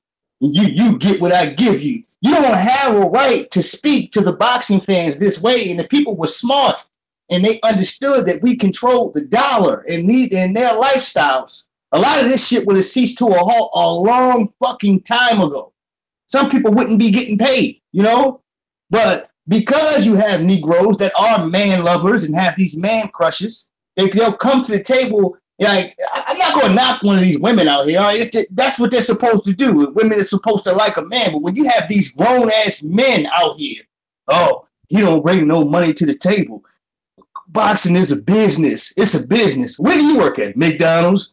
Get out of my face, man. All right? I'm not knocking a dude for having a job at all. What I'm saying is, please don't preach this nonsense to me when you know that this is the cancer that has been hurting the boxing fans for years. We can't get the fights we want to see because you'll always have a few casuals that keep talking about how boxing is a business, the A side, all this stupid ass shit that has nothing to do with benefiting the boxing fan. Okay? And because of that today, guys like Eddie Hearn can play the spin master. And there's always a joker in the background that is prepared to repeat every last one of his talking points to make the shit that he's doing okay. That's why Anthony Joshua feels so comfortable telling Deontay Wilder he can't come in the ring. Yes, there are honorable people like myself and Fanon International and Trap House Boxing and all of my brothers here that will call bullshit when we see it. But you also have that fraction of people that are not going away, that can't wait to defend their favorite fighter by any means necessary, even saying something completely ridiculous off the wall that they don't believe in. Hello? No, I'm sorry. I didn't mean to break you up. Keep going, dog. You good? Yeah, but that they don't believe in, man. They have no faith in whatsoever. And I'm going to leave my point like this because I'm going to keep rambling on. The reason why folks like Anthony Joshua can, like I say stupid shit to the interviewer like that is because a good deal of these reporters that are on the ground, they care more about kissing ass and being invited to the party than doing their fucking jobs. We don't have too many Fred Hawthorns out there that are going to check you and that will put you on that'll put you on a chopping block and ask the correct questions. That's what's up, man. Look, before I move to Trap House, I'm gonna tell you we got a special guest up in here, man. This young dude, I've been watching you for a while, the Black Boxing Clinic, man. What's good with you, man? CJ Goodfellow. CJ the Goodfellow, the animal. What's up, boy? You good, bro? Shit, chilling, man. Hey, man, if y'all have not subscribed to the Boxing Clinic, man, subscribe to the Boxing Clinic. Hey, that dude puts it out there, man, on a regular, man. Before I go to the Boxing Clinic, let me hit you up on Trap House. Trap House, what's your take on your dude? I don't even know if I heard it, man. If I have, and if I'm asking you to repeat yourself, forgive me. What's your thoughts on your man not getting into the ring, not Anthony Joshua and Deontay Wilder? However it strikes you, whatever you want to say. I think I already talked. Hold on. First of all, man, well, I'm going to get to that. All right, man. What burns me up the most, like I said, I never heard of nothing, where these guys talking about, where they don't want this guy to get in the ring and people co-sign this. Like, how can you really stand behind a fighter who doesn't want to fight another champion? Then they compare this to Baby Miller and Tyson Fury. Like, that really burns me up. Like, Baby Miller is not no champion. And Tyson Fury was the champion. And then they brought up Klitschko. Klitschko wasn't even a champion. Klitschko wasn't no champion when you got in the ring with not Deontay Wilder, but Anthony Joshua. So what's the point here, man? They sit up here co-signing this garbage, and it's just a whole bunch of rhetoric, man. I don't like that, man. I don't like that. You can't compare Baby Miller and Klitschko and all. You can't compare that, man. You can't. Baby Miller ain't got nothing to offer right now, as far as with a belt. We talking about kings, champs chasing champs. We ain't talking about no champs chasing chumps. And all this old leading up to the road, and the fight ain't. Look, man, it ain't gonna get bigger than what it is. I mean, maybe not. But we're in the era, bro. It's a fast-paced era. People want to see stuff now. And then they letting this dude get away with all this garbage because we're in a new society where you can be who you want to be. It's okay to be a chump or a bitch ass nigga, whatever you choose to be. It's okay to be that now, and people are accepting that. So I don't like the way that's being handled, man. But I'm gonna say, man, CJ, the good fella, dropped a mean video today about Terrence Crawford talking about basically, with Keith Thurman. Yo, hey, I'm gonna let you finish your point and then transition to Trap House. I hate to break it out. I got to use a restroom or I got to stop this fucking video. I'm just gonna pass it over to the boss. Yeah, y'all handle it for like 5 minutes. I'll be right back. We got this. Don't even trip. All right, thanks. But CJ the Goodfella dropped a mean video, man, talking about Terrence Crawford, man, and the possibility of these guys not fighting. And I totally agree with you, bro. Like, I'm gonna tell you what's gonna happen. I was gonna do a video on this. I still might. I'm gonna tell you what's gonna end up happening. Is that people gonna be under the illusion of that Terrence Crawford could be ducking these guys. They're gonna say, "Oh, he don't want to fight these guys. He ducking." And really, if he don't get away from Bob Arum right now, That's what's gonna happen, bro. People gonna start saying that, oh, I told you Crawford was a coward. I told you he was ducking. He was just talking. He was just doing this. That's exactly what's gonna happen, man. I'm telling you. If he don't get away from over there and have to really, really, cross the street and prove himself and let people know he's not ducking, because if not, that's what's gonna happen. But that's all I got on that, man. Go ahead, CJ. Oh yeah, what's going on, fellas? Y'all can hear me? Oh yeah. All right, for Yeah, we sure. can. Yeah, I mean, shit, the whole situation with Wilder and Joshua. I mean, it's the simple fact that people just don't like Deontay Wilder. Whatever the fact may be, I believe he's the most hated athlete since Muhammad Ali, and people tend to forget how hated Muhammad Ali was in his day. Of course, the black people gravitated towards him. I remember when old boy broke his jaw, and I can't remember who it was, and I think it was It when was Joe Louis. Kenny Norton Jr. Ken Kenny Norton, Norton yeah. Jr. When he broke his jaw, he was leaving the stadium, and people was, there was somebody he was saying a whole bunch of stuff to him. But at the end of the day, it's just the fact that Deontay Wilder hated. I mean, Robert Garcia said something that's very, very important to that whole situation. He says basically Anthony Joshua got UK, Europe, worldwide behind him. It's a simple fact that people hate Deontay Wilder for whatever reason it may be. I heard Bob Arum say, "Well, he sloppy, he this, he that."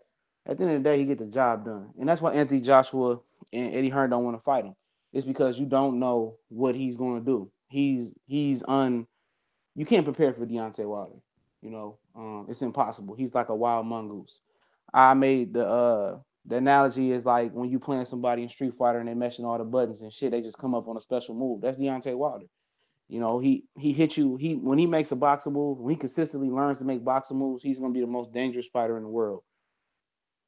That being said, people going to Miller, why you didn't let Miller in the ring? I mean, do they know the history between Deontay Wilder and Big Baby Miller? I mean, didn't y'all know Deontay Wilder sent them on the Amalams in Alabama, and when they were sparring, and then he comes out, shout out to True School Sports, my boy BT, he comes out doing an interview with him, and he says that I was dehydrated. I was running in the Alabama heat. Look here, man. I stayed in Alabama for a couple years, and even I know not to run in that damn heat. So that's not an excuse. He wasn't out there running in the Alabama heat. Not his fat ass. Excuse my language, but he wasn't out there running in the heat. He was out there, ready to spar. Because if he was really dehydrated and tired, why would he hop into the ring with Deontay Wilder? And what happened was Deontay Wilder gave him a concussion. His cousin took him to the hospital. So at the end of the day, he really don't want heat with Wilder. I tell you that right now. He don't want the heat. He's jealous that Wilder took over the Barclays Center and filled his arena up, and his fat ass just had to sit there and watch what happened. So basically, the world's hate Deontay Wilder. But let me tell you something about this, about getting in the ring with Klitschko. A lot of people don't know that Vladimir Klitschko actually turned down a chance to face Luis Ortiz for the Super WBA championship belt. He respectively told Ortiz he wasn't worth the risk. Him, Eddie Hearn, Anthony Joshua made a deal with Ortiz that Ortiz will get the winner, and before a rematch will happen, all that. They played Luis Ortiz, then Eddie Hearn dropped Luis Ortiz, knowing he was going to sue the WBA through the Muhammad Ali Act. So when that happened, the last dude that got a successful lawsuit through the Muhammad Ali Act versus WBC, he bankrupted WBC for $30 million. I can't remember his name. He didn't have to fight no more. He made $30 million off the WBC. So that's what it was. They ducked Luis Ortiz first, Klitschko and Anthony Joshua. And at the end of the day, I mean, it's gonna happen when it's gonna happen. I'm not a promoter, or I don't want to see Wilder hop in the ring versus Anthony Joshua. I said that before. Joshua said, "Oh, I'm not gonna let him in the ring." The reason I said that is because Deontay Wilder, laid the gauntlet down. He already bit the video. He already called him out, and obviously Anthony Joshua, Eddie Hearn is not gonna budge. So, I mean, at this point, it looks like he's begging for a fight. He don't need to look like he begging for a fight to be really. I mean, he's dealing with Shelly Finkel, one of the most accomplished managers in entertainment. I mean, he set his trainer on Mark Breland with $100,000 annuity. So every year on a certain date, Mark Breland get $100,000. So he's in good hands financially.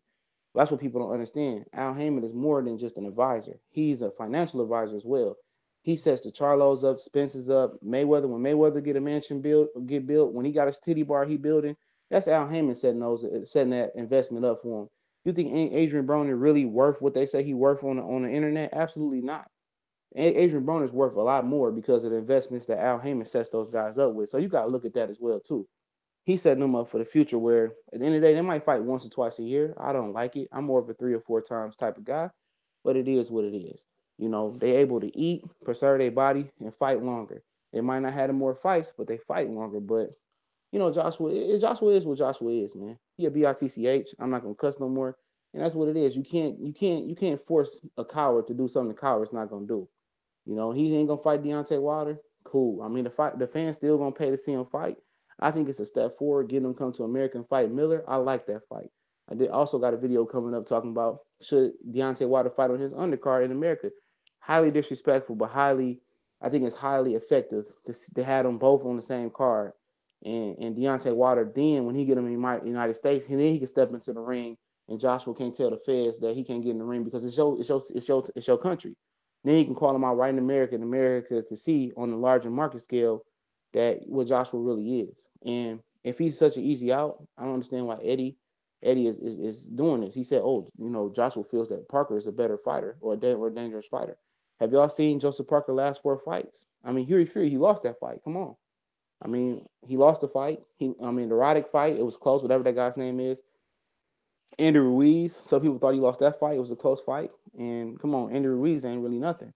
Then you go back to the Khan fight. You know, it looked a little bit better now what he did with Joshua, but he struggled in that fight as well. So you look at all this stuff. At the end of the day, I mean, like Trap House said, that's my homie, 10 toes down from day one. You know, Anthony Joshua, yeah, he can beat him. Yeah, he can beat Deontay Wilder. I wouldn't say nothing different. It's a really a straight down the middle type of fight, but he making it seem like he more scared than anything. But I mean, it happened when it happened. It's not gonna get bigger than what it is. You know, it's not gonna be this massive fight that they want it to be, especially in the United States. And if you heard the interview Danny Garcia did with I forgot who it was with. I think it was ES News. He said that the reason that he's waiting on a Earl Spence fight, a Keith Thurman fight, or a so-on type of fight is because he said, I looked at the Mayweather-Pacquiao fight. In the beginning, they was both set to get 20 million, 30 million apiece. He said so many years later, ended up being $100, $200 million, $300 million fight. He really thinks that jump for him is going to come, which is buying time and bum bashing out there and fighting little Rod Sockers of the world. But it won't come because if you look at this, I'm in on this. If you look at Pacquiao Mayweather career, the grunt of their career, the magic of their career had already happened. They already put the work in with the Moraleses and the Corrales and the Castillos and the Barreras and all that, the Claudius, the Cottos. They put their work in already.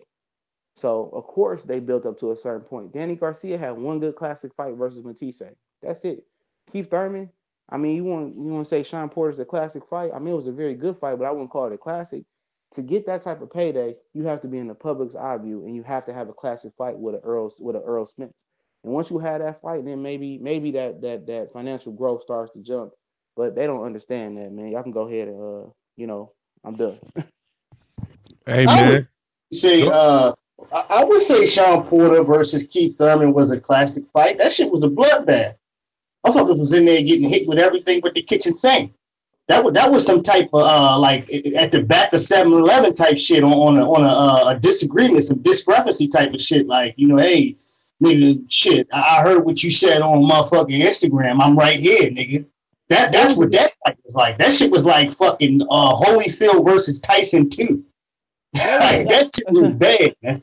Yeah, it was a good fight, but I don't know if I would classify it as a classic. Maybe you could call it a classic. I'm a little old school. So I'm used to the Hagler Hearns and Leonard Hearns, more of a classic. Maybe in today's barometer, it is a classic, but it was a real good fight. I wouldn't take it away from it. I think Keith Thurman and Earl Spence has a chance to be an 80s type of classic, in my opinion, as well. But yeah, I mean, hey y'all, hold on. I'm sorry, man. I just got it. Let me jump in here real quick. Let's make sure. And man, I'm telling you, before I say what I'm gonna say, we got 135 people in the building. I'm telling you, this is why you need to fuck around with the LDBC and channels like, hey, let's hit the mute real quick. We got a lot of feedback. Somebody got it. There you go. Thank you. Look, I want you guys, man. I'm telling you, man, this just is like a fucking star-studded type of shit with Trap House, Santee Walden, my man, the Boxing Clinic, and more. I've been telling you, and I don't know if Boxing Clinic knows this or not, but I've given this dude out like 30 fucking shout outs on videos because this young dude right here knows the sport of boxing. Santee Walton knows the sport of boxing. Trap House Boxing knows the sport of boxing. And that's why I was like, I never really just jumped full ship with the LDBC because I didn't want to ride on 78 Sports TV's deal. But you can see the wealth of knowledge and the different perspectives you get from these young cats. We got 138 people in the building. There should be 138 more subscribers on my man, the Boxing Clinic and More's channel. If you've not subscribed to him, subscribe to this young dude. I'm telling you. You'll listen to him in the morning.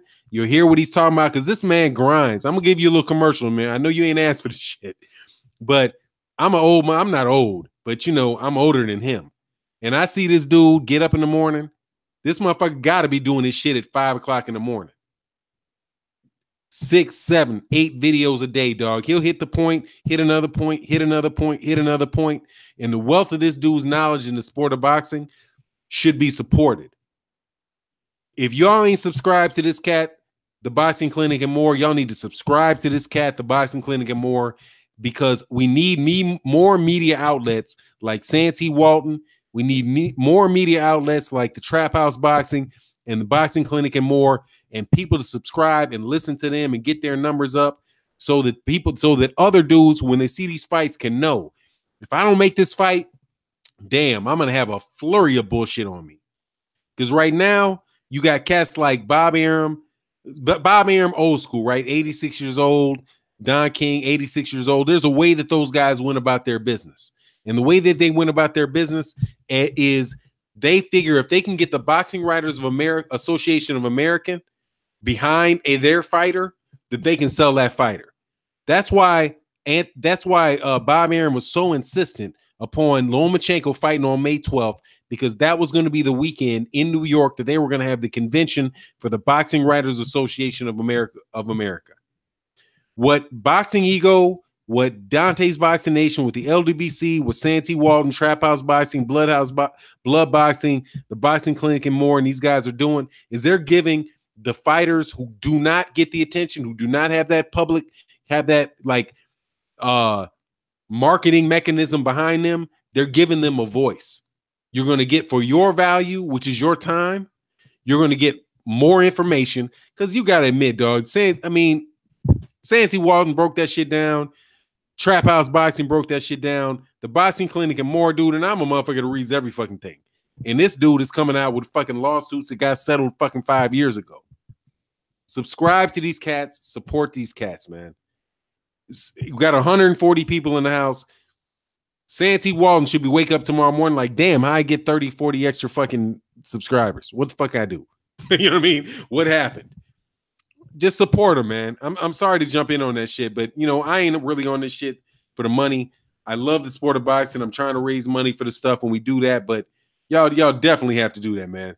B&B Boxing says, Fanon, in translation from zealot to fan, I think that it is when you start understanding the fundamentals of the actual sport, then you can see how fights can be won, study styles. The Boxing Clinic and More. That's Mac J says the Boxing Clinic and More. So I'm sorry, man. I mean to jump in on that. Trap House Boxing, man. If you can remember before I ran my mouth off, dog. Follow back in, dog. No, what I was saying was that back to Santee and CJ the Goodfellas argument. It wasn't really an argument. They were just talking about the classic fights or whatever. Now, see, Santee, this is what CJ. I think this is what he's saying. Like from a casual fan, don't too many casual fans know Sean Porter or Keith Thurman. You know, to a boxing head like how we really watch boxing. We know who they are. So yeah, it's a classic fight to us. But you ain't gonna ask no random joker that did you see that Keith Thurman and Sean Porter fight? They're gonna be like, well, I don't even know who the fuck you talking about. You know what I mean? I think that's what he was basically saying on that. And I understand totally what he's saying, because Keith Thurman ain't got no hardcore fan base. People in Orlando don't even really know who Keith Thurman is like that. I keep telling people this. It's not, I'm not clowning the dude. I'm just being dead ass for real. Like when you talk about Florida fighters, you mention guys like Roy. People ain't gonna never forget Roy. You know what I'm saying? You got guys like Winky Wright. They talk about Winky Wright. They talk about Tarver. They know about those guys. They don't know about Keith Thurman like that. They know about Jeff Lacey. You know what I'm saying? They don't know about Keith Thurman like that. They may know him. Hold on, I'm just playing. Hold on, man.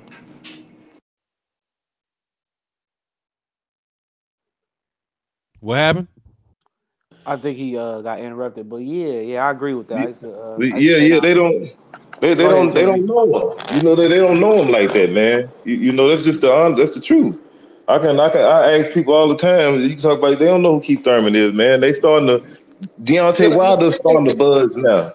So let me get in here real quick because I got 2 or 3 words in, and then Fanad came on, and then I ain't even get to finish.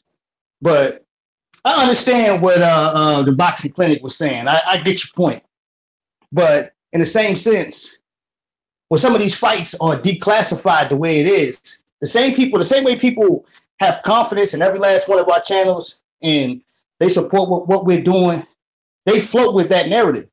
So if I was to come on my channel and say, you know what, Keith Thurman versus Sean Porter is not a classical fight, my subscribers are going to take that and run with it because they have confidence in what I'm saying. As long as we, as the boxing media, put these fights on a high scale for what they're producing, what they're putting out, those 2 guys didn't have to fight each other. They could have continued to dick around like you see Keith Thurman doing to Errol Spence Jr. now. But because it happened, it gave you some validity on where the welterweight division is at with these 2 gentlemen in particular. That's my point. And to add on, my second point was this.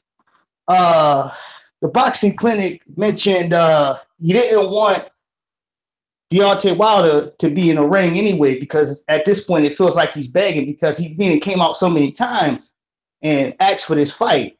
You know, like to add on further, it's like, all right, you're banging at the door. Everybody knows what you want. Like, you shouldn't be on display like, hey man, please give me a fight. But in my perspective, I look at it like this. As long as you're ducking and playing this business and money to the table, A-side type stuff, well, you're completely taken away from the access and the fights that we want to see. So I think pressure should be on you 24/7 every day you wake up. It should be right in your face, just like you hear the birds chirping every day until it irritates you enough to where as though you put them gloves on and give us the fight that we want to see. That goes with all these fights here that are dragging along and they're presenting these fights finally like they're doing us a favor when we should have had it in the first place. You know, I take pride in the great classical fights here today, no matter what scale they're on, because now you know. Because even now, you're scratching your head like, all right, Anthony Joshua versus Deontay Wilder. I feel like Wilder will put this bodybuilder to sleep, or Anthony Joshua could do this or do that, but you don't know until it goes on, okay? You probably didn't even think that you might get Joseph Parker versus Anthony Joshua. But even with all the speculation, if you're looking at Joseph Parker and saying, you know what, he struggled, he had a bad fight here with Huey Fury, he did this and that. We don't know what the outcome is going to be with the titles exchanging with this unification bout until that bell rings. And the fact that we have an opportunity to see that, that's great. So if they go in there and Joseph Parker like damn near beats Anthony Joshua to an inch of his life, but he loses some type of way, I'm not going to come back on here and say, you know what, that's not a classical fight because people don't know them like that. If anything, I'm going to give that the praise of a classical fight in order to keep the people that listen to me on the same track of, okay, this fits the levels and the standards of what a classical fight should be. Because there's plenty of fights that we can name right now that did not get the type of fan base and the type of hype and all this other shit as a Pacquiao versus Mayweather. Shit, more than enough, goddammit. Pretty much almost all these fights didn't get that. Or the Rumble in the Jungle fight and all this other type of stuff. It did not get that type of notoriety.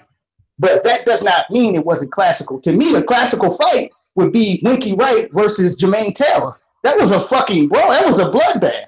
And you didn't expect that because Winky Wright does not fight in some type of brawler type style. He's straight up and down, about 60% defense, 40% offense. All punches straight down the middle. But because of the boxing style in particular, and because of Jermaine Taylor's I'm gonna knock your head off by any means necessary, that made it a classical fight. Shit, you can call it controversial, but this is my opinion. Lennox Lewis versus Vitaly Klitschko was somewhat of a classical fight because it was unpredictable. I didn't believe that Klitschko could do that to Lennox Lewis, which he put him in a weird predicament so bad that it forced that man to retire. Because he ain't want to see no more of that. That cut was probably one of the the biggest gifts of his boxing career. Because if that fight would have went on for any reason, I see that man getting laid out somewhere in the 7th round. But that's pretty much my point, brothers. Hey, let me jump in. Let me jump in real quick, man. And let me tell you, before I do this, man, I'm gonna tell you, if y'all see, if you hear me being like extra, like, you know, complimentary of the boxing clinic and more, it's because I really love this dude's channel. So I'm gonna engage in some shit that I usually don't do, which is a minor bit of a disagreement with cats that come on my channel. As far as it goes with and much, man, I'm telling you, man, much respect to boxing clinic and more. When you said that you know, Deontay Wilder is gonna wind up looking like he's begging. Here's the thing, for me, honesty is what it is. And you got to, just like you got to respect Deontay Wilder for being 40-0 with 39 knockouts and being a bronze medalist and being somebody that has the ability to knock out anybody anytime he lays his right hand or left hand on him. You got to also give it to the other side and say, look, we understand that you are Anthony Joshua, the financial draw here. If you did not have the support of your avid fans, your zealous fans, then you would have to come see me. But since you do have that, you do have the promoter, you got to be honest with it. I want to fight with you because I do want to make money. I do want to prove to everybody in the world that I'm the best, and I'm not going to be able to do that until I get you in the ring. So I'm not going to fuck around and act like I don't want it. I do want it.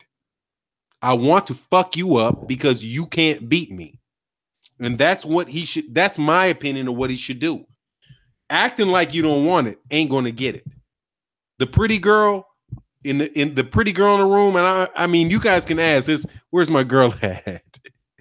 ask a real like dime piece type of chick, the one that whines. You ever wonder why some ugly ass dude that don't deserve it gets that dime piece? That's because he walked up to her and said he wants it. If Deontay Wilder don't act like he wants it, they'll never give it to him. They're gonna flip that shit on their head and be like, he ain't even asking for it.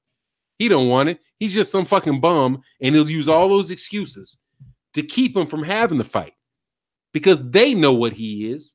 They don't want the fight. For Anthony Joshua, met his promoter, Hearn. The job of the promoter is to get as many fights out of that fighter as they possibly can with the least risk, with the highest fucking payback. So if Eddie Hearn can get away with doing 90,000, and I don't buy that bullshit with the numbers with 90,000 because I don't give a fuck. You can have 90,000 shits sold for $1. It's $90,000.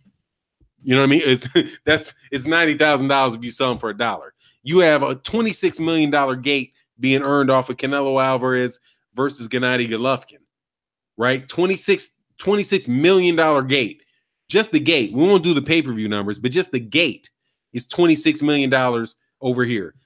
95,000 in Wembley stadiums did 8 million pounds, which is $13 million. That is twice the fucking money that Canelo Alvarez got with Gennady Golovkin.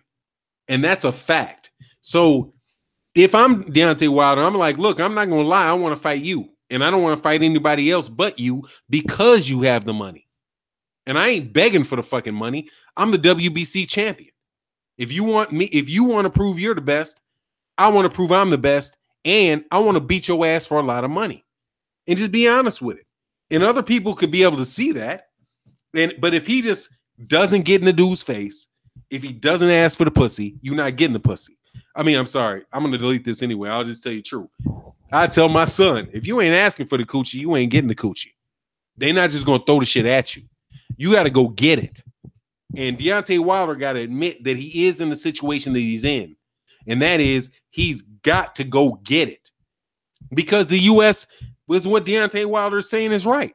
If American fans got behind him, if American fans were demanding him, if Deontay Wilder had already made it in America, then he wouldn't need Anthony Joshua. Because just on America alone, he could be making $100 million a fight if America got behind him. But that's not the reality of the situation. The reality of the situation is that he's the number 2 or 3 fighter in the U.S. He's the number 1 heavyweight in America. And he deserves a shot at being the man against Anthony Joshua more than Carlos Takam does, as much or more than Joseph Parker does. Maybe a little bit less. Maybe a little bit less than Tyson Fury since Anthony Joshua's toting his belts around. But if you don't ask for the coochie, you ain't getting the coochie. If you don't ask for the sale, you ain't getting the sale. If you don't ask for the job, you ain't getting the job. You got to put it in his fucking face and go claim it. And so that's the only disagreement that I have with that. Can I step in real quick? Oh man, knock it out. All right, go ahead. I say that for the simple fact that let me explain this to y'all. Basically, Peter Nelson told Eddie Hearn and Danny Jacobs they had to create demand for a Triple G rematch or Canelo fight. And I think, him going over there, stepping into the ring, a coward gonna move how a coward gonna move, and basically Eddie is protecting Anthony Joshua because he's building bridges that Eddie and his father Barry never get without Anthony Joshua. He's gonna take Anthony Joshua over to HBO. That's, the most known secret out there. It's not even a secret no more. Showtime won this last fight with Parker and Joshua. They won that. But the reason Danny Jacobs is able to get a deal and Jarrell is able to get a fight deal with HBO is the product of the Anthony Joshua effect. Anthony Joshua was knocking down walls for Eddie Hearn and Matchroom USA. Without Matchroom USA, without Anthony Joshua, what do they have? Nothing. They lost DeGale. They lost a whole bunch of other fighters. I can't remember. To Frank Warren and whoever else. You know what I'm saying? They lost those fighters. But Eddie has Joshua. He's able to take guys over to HBO because of the clout of Joshua and the deal that he's potentially going to sign with HBO. Actually, Anthony Joshua was on his last leg with Matchroom, and Eddie Hearn said the extension should be announced really, really soon. So we'll see what happens with that, though. But my whole point on Deontay Wilder not begging, you said what you had to say. You know what I'm saying? I understand the girl analogy. Yeah, closed mouth don't get fed. But he been opening his mouth and saying stuff, and I understand that. But he has to go out there and create the demand. Maybe he has to do a double feature card with Anthony Joshua and take a backseat to him in America. I know that sounds disrespectful for a heavyweight champion to do to a Brit, but at the end of the day, you might have to do that. You might have to, play, Ken and his Ryu with however it go. You might have to take a backseat and fight Dominic Brazil on the undercard, or fight Dylan White, what may be even better on the undercard of Anthony Joshua, or go over to the UK and fight Dylan White. People would be like, okay, it took Anthony Joshua 8-9 rounds to beat Dylan White. Well, Wilder iced him in 4. So now it's a demand created on either side. If he fights him in the UK or on the undercard in August with Miller and Joshua, it creates a demand because people seeing what he did to Dylan White and how Dylan White gave Anthony Joshua some good work. And they see him knock out Dylan White in 2-3 rounds. People gonna be like, man, we want to see that. Yeah, the UK, they want to see that. They want to see what really, at that point, what Deontay Wilder bringing to the table. Right now, the narrative is Deontay Wilder bum bash 39, 40 people. And like I said, Luis Ortiz was the most skilled heavyweight out there. Him and Fury is, but I have my thoughts on Fury, which I won't get into. I won't get into that because it's deeper than what people know about Tyson Fury and Fury. A lot of people don't know the real story about what happened with him. But hey man, hey, share it, dog. Okay, don't hold your breath. Okay. The real story on Fury is actually he said he ate wild boar, and the cyclist who said he ate wild boar and got banned as well from France, I can't remember his name, they banned him still. So he was banned. He was already caught with illegal performance enhancing drugs in his system before he fought Vladimir Klitschko. Let me make this make sense for y'all. He was already popped. He knew he was caught. He fought Klitschko right after the Klitschko fight. People was like, why is he avoiding a rematch? And why did he get caught on cocaine and partying? It was a facade. He was masking the real reason because he was already popped before the Klitschko fight. But somehow they did an investigation and let it go on. So he took the cocaine, but I got popped for cocaine to kind of put it on the back burner where people didn't know the real story. Him and Fury got popped for wild boar. There's no coincidence. They talking, like you hear Billy Joe Saunders saying that, well, Canelo, the meat contamination thing, it's the same thing Tyson Fury got popped for. It ain't the same drug, I don't believe, but it's the same thing. And Fury hid behind that. Then he said, I'm retiring. I'm taking 2 years off. I'm getting big and fat. He took the 2 years off because he was going to be suspended for 2 years anyway. So when he decided to come back after the 2 years, they backdated the suspension. You know, they backdated his UKAD suspension. So that's why he was like, man, I don't want to fight no more. He knew he was going to get cleared. So his suspension goes back 2 years, and thus he's cleared. You know, he didn't beat the case. He didn't beat the case. He got suspended for 2 years. He just made it seem like he was retired, but he really wasn't. So I wanted to clear that up. So for all you bashing Canelo Alvarez like me and not buying it, don't buy Tyson Fury's story. It was not cocaine. You know, it was a performance enhancing drug, and it is what it is. You know, I can't support that no more. I can't support him cheating, you know. And maybe that's why Fury, you know, ended up losing to Joseph Parker, and that was his punishment. That's what I think, because that was a clear victory for that man. But as far as the Wilder thing, you know, he has to create demand, and beating, you know, one of their top fighters over there like Dylan White. I know it would be a risk going over to the UK, knowing what happened to Malik Scott. I think it was Malik Scott and Shazor, and wherever you go, UK coming to America, it's always a risk that you're gonna get robbed or something fishy gonna happen. But if you can get Dylan White on that card, you know, with Joshua in August, and you know he can put his pride aside, and then you could jump in the ring and call Wilder out. I mean, call Joshua out.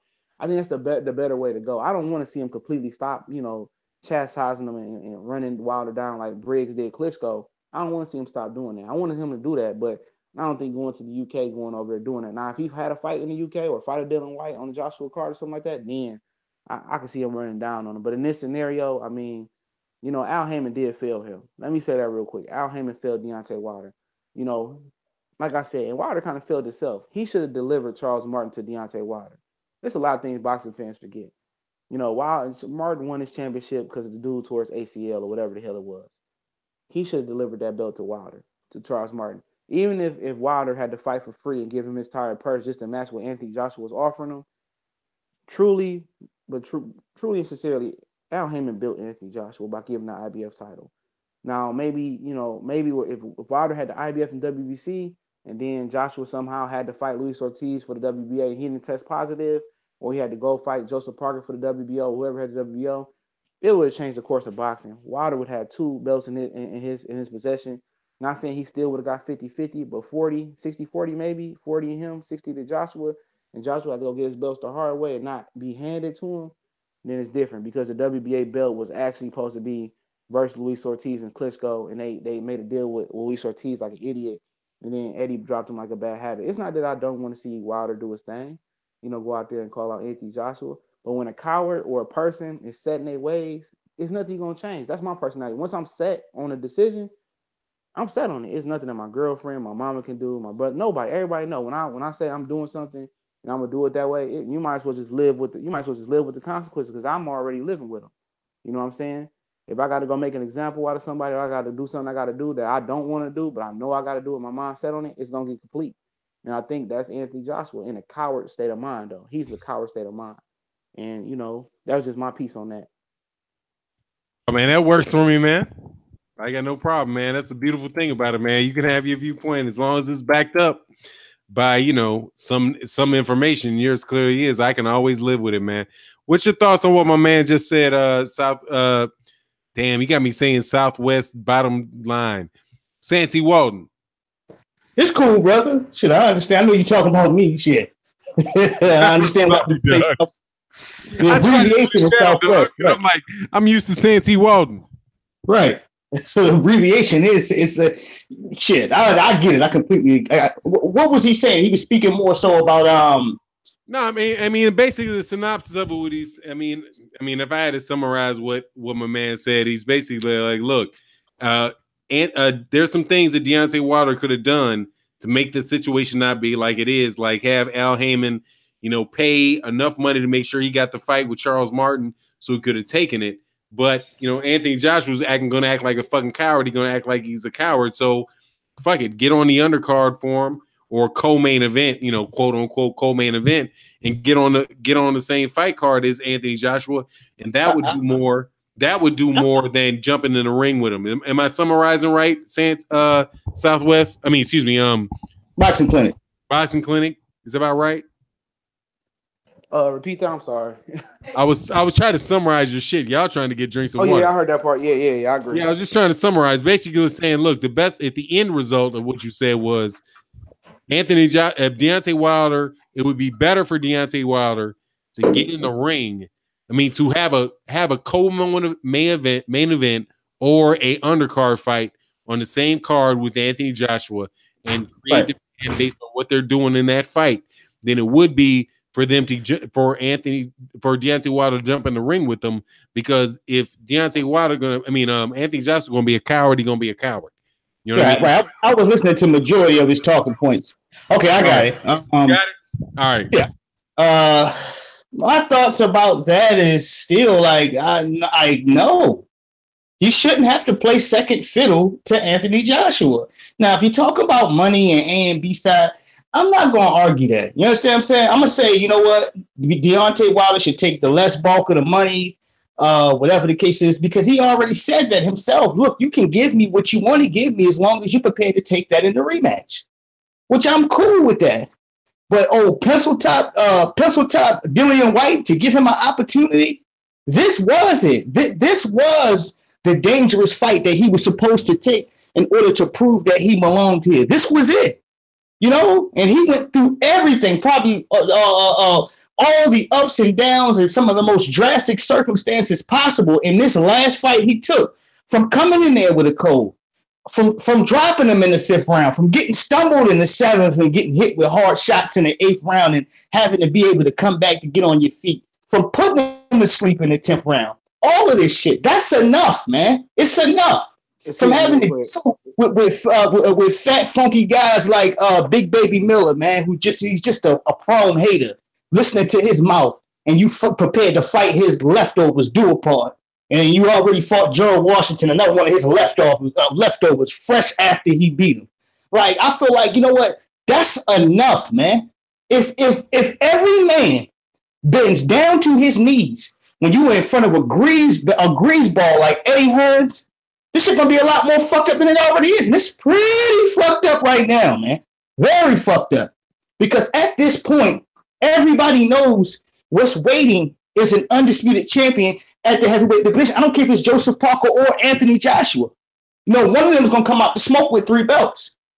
And the man that possesses the last belt is Deontay Wilder. You can't skip around that. You can't Dominic Brazil this show. You can't rematch goddamn Dillian White this show. Nobody wants to see it. You can't bring a Big Baby, fat-ass Sloppy Miller in people's faces and try to dilute the problem of avoiding undisputed. That's what you're doing. He don't got to do none of that shit, man. All Deontay Wilder has to do is stay afloat, stay on point after this, and watch what they do. Watch what the hell they do. I guarantee you, from the UK to the US to everywhere else in the world, people will show their disapproval for his actions. Folks are already showing their disapproval for this diva-like behavior, man. He don't owe Anthony Joshua a goddamn thing. If anything, Anthony Joshua owes him. Because I beat your leftovers up that you were terrified of, that you were scared of, that I believe the WBA pushed to the side on a situation that they had nothing to do with. Completely wiped him out of the sanctioning bodies. Okay, bring that boogeyman over here. I'll take care of him. Now that I've done that, and we've got the bullshit out of the way, and you're taking care of Joseph Parker over there if you can, now your ass belong to me. All these other niggas with these fighters out here, they got their lips in it. Like, they're not on the radar.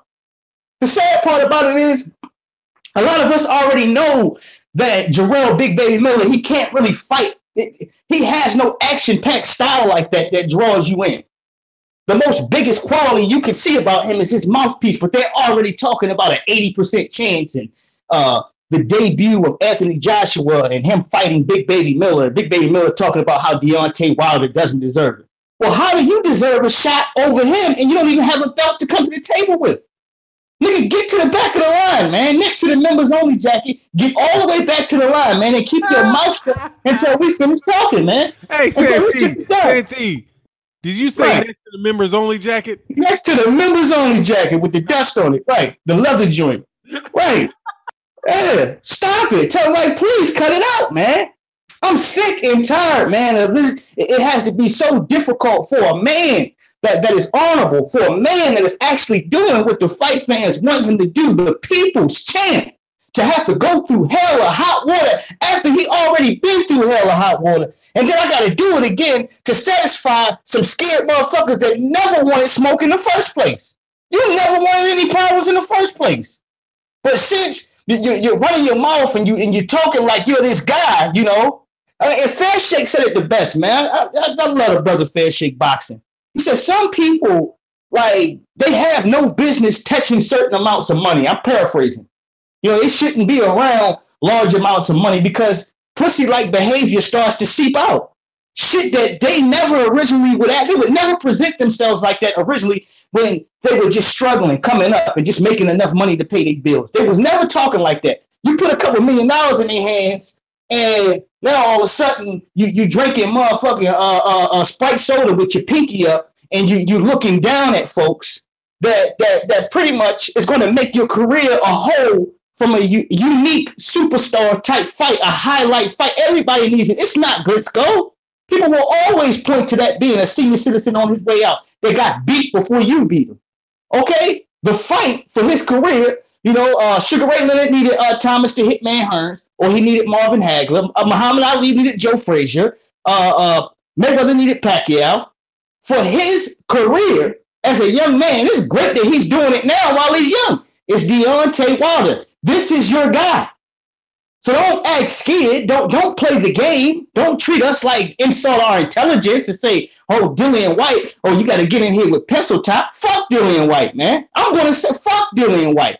He don't get nothing, man. He sit on the sidelines and he better be quiet, all right? As far as he looked at his last performance, he looked horrible. Shit, that white man was in there styling on him. He was embarrassing him, stepping to the side and slapping the shit out of him with counter punches. And this is the guy? This is the guy that put the Superman cape on to save the brand? No. Get him out of here, man, quickly. Hurry up. We don't even want to see his face. Pencil top. And tell him stop getting his hair cut like that. But I want to add this in here, man. Deontay Wilder doesn't owe me, Anthony Joshua, nobody here on this planet a damn thing.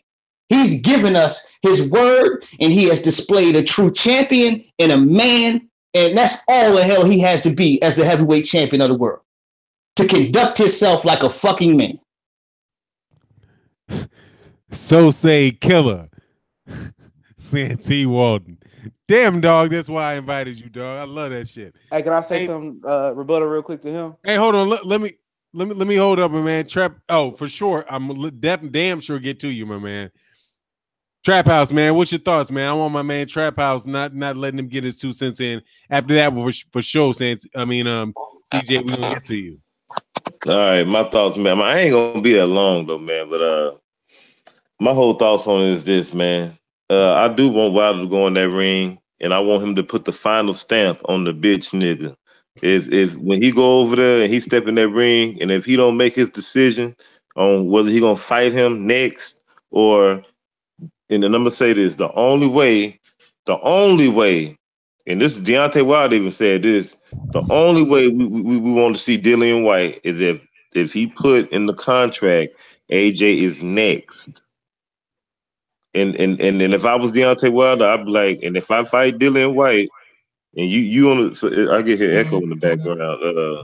Yeah, somebody hit their mute button. It might be me.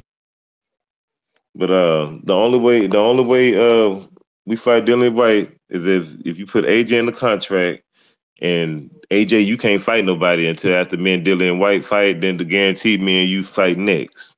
That's the only way I would, if I was Deontay Wilder, I agree to a Dillian White fight. And yeah, man, I don't think that, I think that AJ should, go ahead and take that deal with the whatever he wants to give Deontay Wilder, as long as he get it on the back end, in return. Because in reality, if you think about it, it's still the same thing as a 50-50. If Joshua give Deontay Wilder 20%, and Deontay Wilder knocks Joshua out to beat him, and then on the other end, he takes that same thing in return, it's the same damn thing. No matter how you chop it up, you can put it. You can even put it up. Okay. If it's $200 on the table, and I'll say, all right, man, I'm taking 120, and you taking $80 this time. But on the next time when we make this sale, because you're gonna spend $200 again, you gonna make the 120. I make the 80. It's the same shit. So I don't understand what's the whole riffraff about that whole thing. You know what I'm saying? But yeah, like I say, he need to go in there in that ring, hold him up in front of his own people.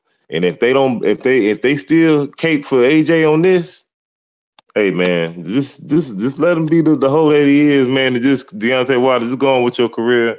Don't worry about chasing this chump.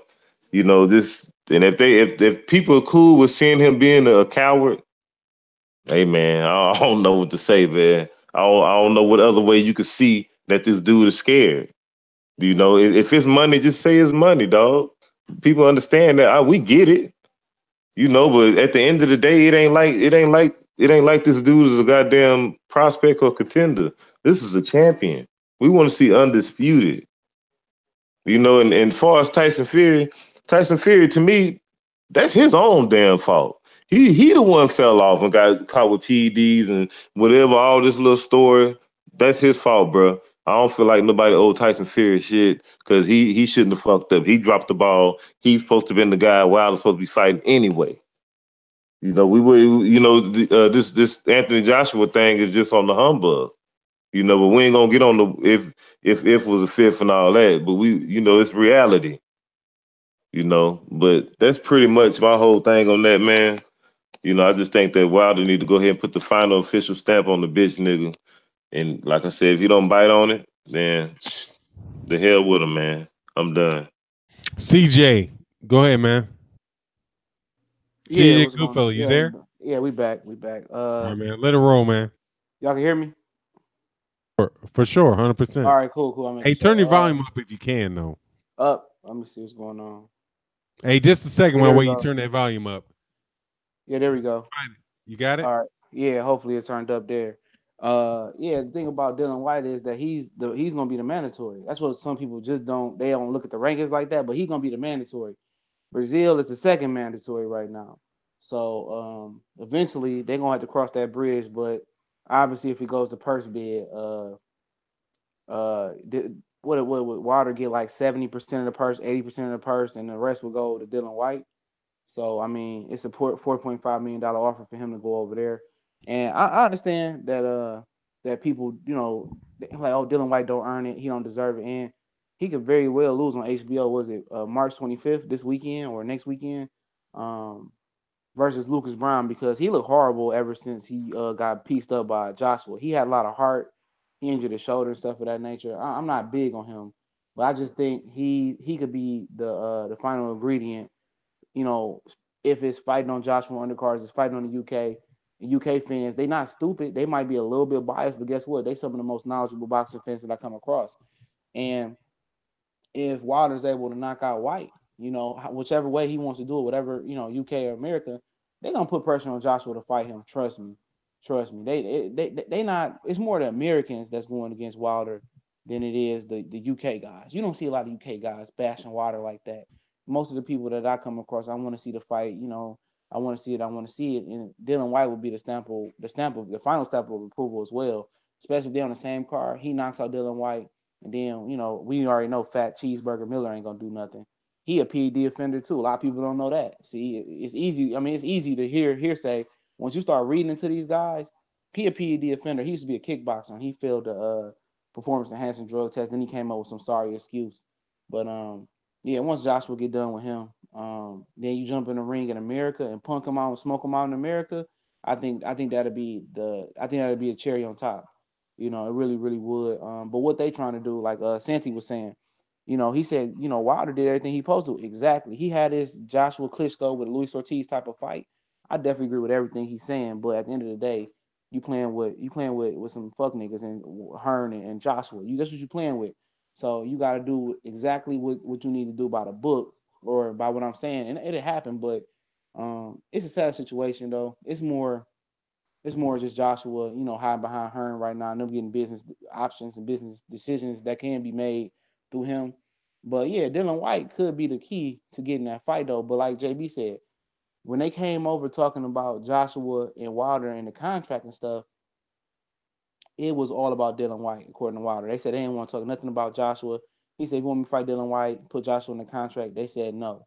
So they scared. And as many times as Joshua been on the floor like a stripper on a Friday night, they know he ain't got no chin. They know it. I mean, the O'Callaghan guy, knocked him out. The cruiserweight guy knocked him out. The boys knocked him out. David Price, for God's sakes, knocked him out in the gym.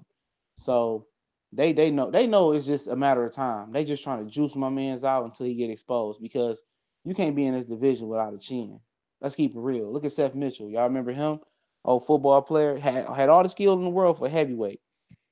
Couldn't take it on the chin. When Jonathan Banks touched him on the chin, it was over. I know who you talking about, the bald head dude. I know those muscle bound dude. Yeah, the one Areola had running in the ring from him. Didn't he play with Ohio State or something like that?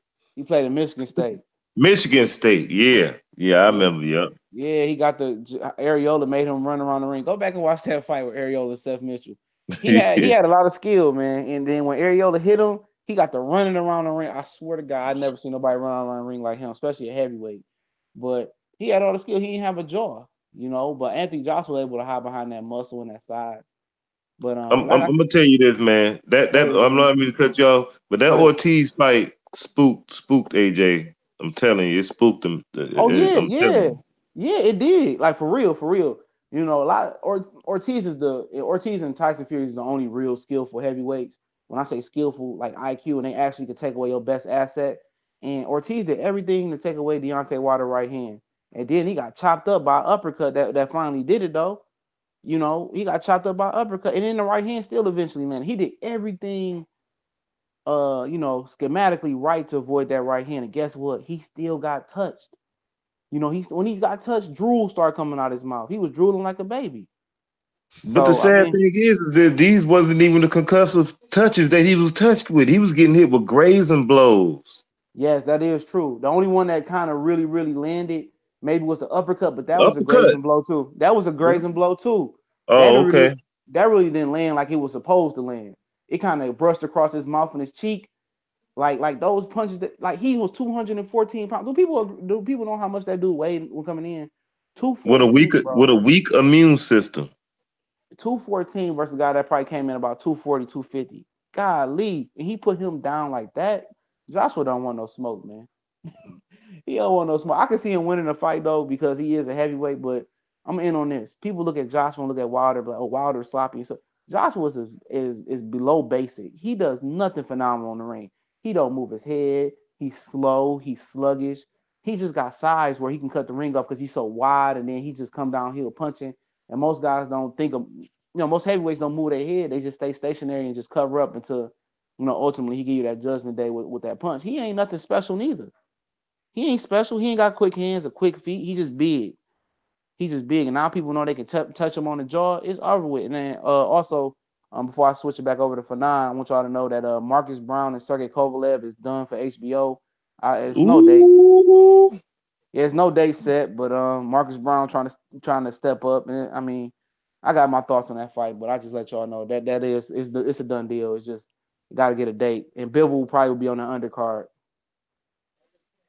Ooh.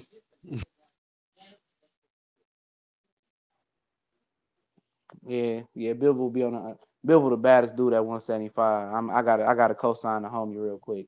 Demetrius Bivol, he made me a believer. I can't say that he's done enough yet, man. I can't do that. You got too many people out here that deserve. I mean, look, I'll put it to you like this, man.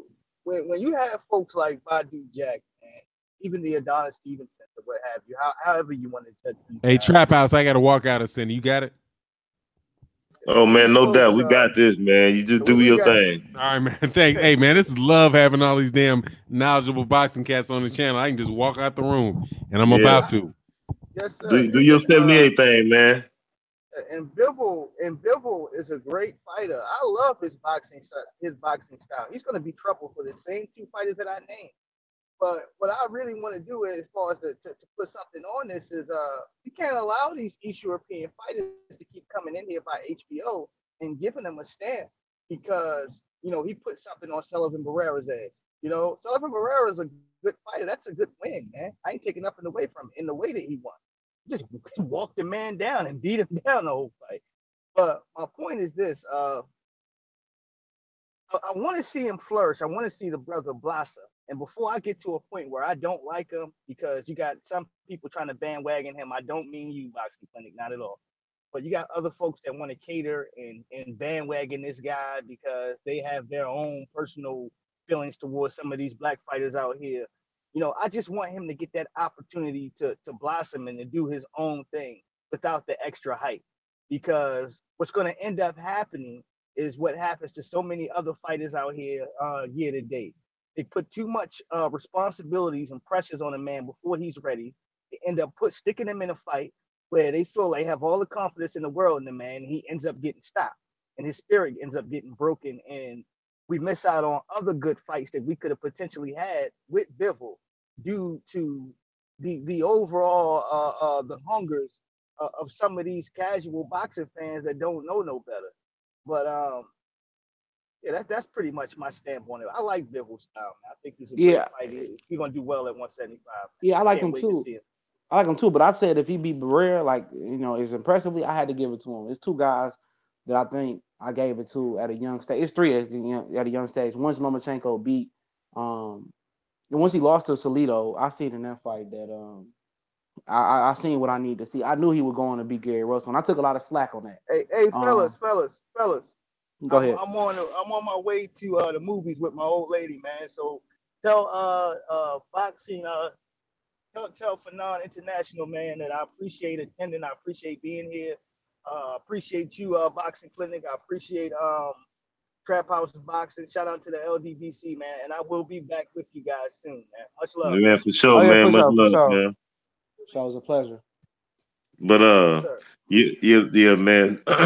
Dimitri Bivol, I ain't gonna lie, man. He surprised me, man. Yeah, Dimitri Bivol surprised me when he beat Barrera like that. I wasn't expecting that. I ain't gonna lie. Me neither, dog. He got some hands like a ninja, dog. Like him, him and Josh Taylor and Lomachenko. I approve them, dog. I'm sorry. I don't care. 12 fights, 13 fights, 10 fights. I like what they bring to the table, dog. I see it. Especially in Bivol, I see it, dog. He's something serious, dog. He really is. He's something serious, dog. I ain't gonna hold you up, dog. I was on that like, they hyping him up.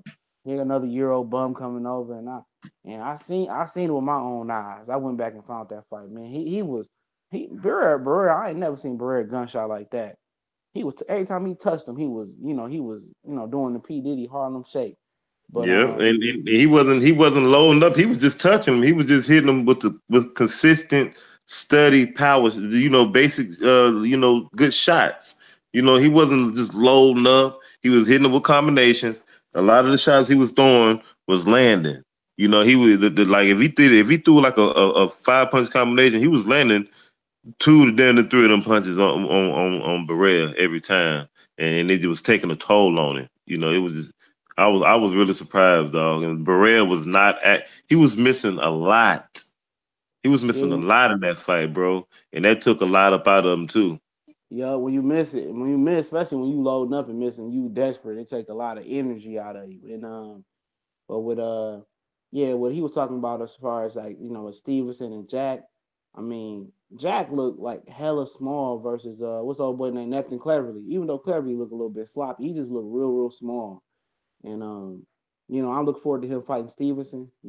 Keith Thurman is gonna be on that same television. It's gonna be a co-main in Brooklyn, and then the other main gonna be in Montreal. So, for all boxing fans gonna hold their hands together that night, experience together, hope Stevenson lose. Who Thurman fighting, man? I ain't heard this yet. You know who he's fighting? Absolutely not. Nobody knows. Okay. Nobody knows. I like to see him fight Yugas. I think he really want to fight Victor Ortiz because they started talking about an opponent after that fight, and I think Ortiz suffered too much damage. He had to cut and stuff of that nature. Obviously, Devin trained up the street in West Palm Beach, Florida, But I don't know if he Yeah. want to fight. Devin looks pretty explosive, even though he ain't got the punching power and he a little stiff. But I think it's still a little bit too dangerous for Thurman. I think Ugas is too dangerous. Yeah, my man Alexander, I think he'd be like a little nightmare for Thurman. Real talk, like you said. Yeah, I mean, That's tough. I think Ugas and Alexander be just a tad too much at this point. But he ain't fighting at the Barclays Center. He's starring there. So, I mean, his numbers got to be solid. So he got to fight somebody, solid. I mean, shoot, I could look at the rankings, but it ain't really. I done looked at it 1,000 times. Really, nobody out there that really can do it. I mean, shit. Constantine Poolmar, top rank, gonna let him borrow him. They about to put him on the shelf because Man, he pulled stop, out the fight. man. That I mean, dude trash. he a name though. He a name. Man, I seen that dude fight live twice. The dude's man. Oh my god. He a name though. He pulled out the week of the fight. He should be fighting. If he would beat him Campo, he'd be fighting Earl. We know Earl when he wouldn't fight Earl. He'd have pulled out and went back to Russia. So, I mean, nobody knows what Keith Thurman's gonna do. But Alexander might make sense if he want. I mean, obviously it's gonna be in Barclays Center. So I said they could do the Florida fight, but obviously that ain't gonna Bro, happen. I'd be surprised. I'd be surprised if he take that fight coming in. I'd be surprised if I ain't gonna lie. I'd be surprised. Yeah, I was surprised that he was even considered Jesse Vargas. And like Vargas, people still think Vargas is that Vargas that was fighting Khabib and fighting at 140 and 40 Josito Lopez. That Vargas is long gone. He's a different type of fighter now. I mean, Yeah. he training with Mike McCullum, so we know the body punching gonna be more in effect. It ain't Vargas. Like, remember, he used to be a basic 1-2 fighter, maybe a hook every now and again. That ain't him no more. Hmm. That I ain't want him to no see more. him and Mikey Garcia fight, man. Yeah, that'd be a good fight. I mean, Mikey Garcia, his brother said they targeted Lucas Matisse at 147 because he ain't going back down to fight Easter. I think he missed on Easter by not fighting Easter next because he could have sold Broner little brother Easter and made that fight big at the Barclays Center somewhere. But he chose to Yeah. go for. I think he chose to go for Lipinets because he didn't think Lipinets was going to keep that title long enough. Because it was supposed to be Lipinets versus Adrien Broner. That was the fight that was supposed to go down. But obviously, Mikey Garcia, came about. I think that's a tough fight for Mikey, but I think he should fight Jesse first. It'd be I think that'd be a better, if he can get past Jesse, which is I think I think he can. So hold on real I'm quick. pretty So you saying Jesse gonna be Broner, right? man. I hate to look, bro. I Look, agree. I man. agree. I agree. I agree with that. I It's to agree the with that. point now, man. It's to the point now. Broner got to show me, like I told you earlier. He got to show me, bro. And I'm not trying to write the brother off, but I'm not gonna be no damn fool and pick him again. I'm just not gonna do that. He got to do this 3 times, and he got to get that significant. He got to get that significant fight that he never got the win. He never got the win on that opponent that he needed to be solidified. So that's where I'm at with Broner. I'm not saying that he can't beat Jesse. I'm just saying I'm not going on no limb and saying I got Broner winning that fight. No, no, no, no, no, no. No. So Yeah, what I'm doing is I'm writing him off, hoping that he can step up and win. Maybe that'll give him some motivation. You know what I'm saying? But right now, I'm looking at Jesse and Mikey. That possibility. Yeah, I am squeezing him out the equation. I Kind of. agree. I'm gonna tell, like I said on my channel, I'm gonna tell you what's wrong with Broner. But before that, he choosing Matisse. Well, Robert Garcia's brother is choosing Matisse because he holds a regular WBA belt. Um, the regular WBA belt is basically the super WBA belt don't have a mandatory. So the regular WBA belt is, I don't know, it's just a trinket basically. It's not a real belt, but he will be able to call himself a 5-time, champion in 5 different weight class. So you get the spin off of what they're trying to do with that. Yeah, it's the same thing like with what's my man that just got beat Lamont Peterson and all them regular Yeah. champion guys like Keith Thurman, he was a regular champion. The same thing. Yeah, the thing I was watching, and also Adrien Broner and Gervonta Tank Davis has a 25-8 series coming up. Not 24/7. They call it 25-8 series. It's a Oh my reality god. show. They training they train they training down in Florida together. Now the thing about Tank before I get into Broner, the thing about Tank is that he was supposed to go out and train with Mikey Garcia for this camp. Yep, I They remember. they extended the leaf to him, but what you don't know is Broner got Gervonta Tank Davis kind of in the boxing game and bridged him over to Mayweather. Yeah, I So know. yeah, so I guess after they beef, they feel some type of loyalty, and I don't know why you want to go train with somebody who don't live right, who's grabbing people by their private areas and still catching cases. So I mean, I don't know why Mayweather let this go down, but I mean, it Man, is. It is. Mayweather probably like, look, he probably like, look, man, the hell with both of them. I'm tired of trying to say these niggas, man. They want to be dumb, trying to show these cats how to get the bag and be smart, but they want to keep doing this dumb shit. So let them both crash and burn. Fuck them. Yeah, yeah, and he crashed and burned. If it wasn't for his ability, he'd be in jail for what he was doing in Vegas. Like when he was younger, moved to Vegas, he was punching people in the mouth on the strip, allegedly, allegedly shooting up skating rings and stuff. He was doing way worse than Adrien Broner doing. Yeah, But man. but he had talent though, and he ended up, generating enough money. He was the Super Bowl in Vegas times 10, so they not gonna let him go up under too long. You know what I'm saying? But he stopped Tank from training in Baltimore. Remember that? And he Yep. put him on the shelf because he was training in Baltimore. So I mean, Kevin Tank Cunningham is got good. mad. Tank got Yeah, upset, had my attitude. yep. Tank, and then Tank goes back home and punches his best friend and catch a lawsuit, which got thrown out. But I mean, he's down there training with Kevin Cunningham. Cunningham is a good trainer. He a good coach.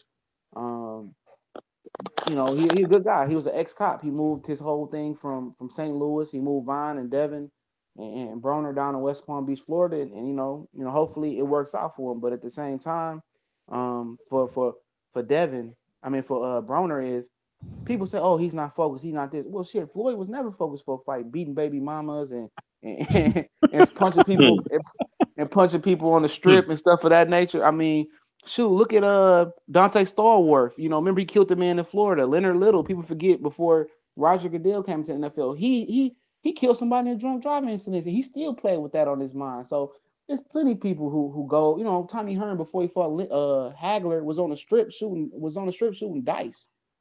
You know what I'm saying? So distraction is nothing to an athlete, especially when you grew up in Cincinnati and everything Shit, around you. look at Ali and all of them. Ali always had shit going on. Man, Yeah, that nigga was women. a whore, man. So He was I don't, slanging meat left and yeah. right. Hey, hold on.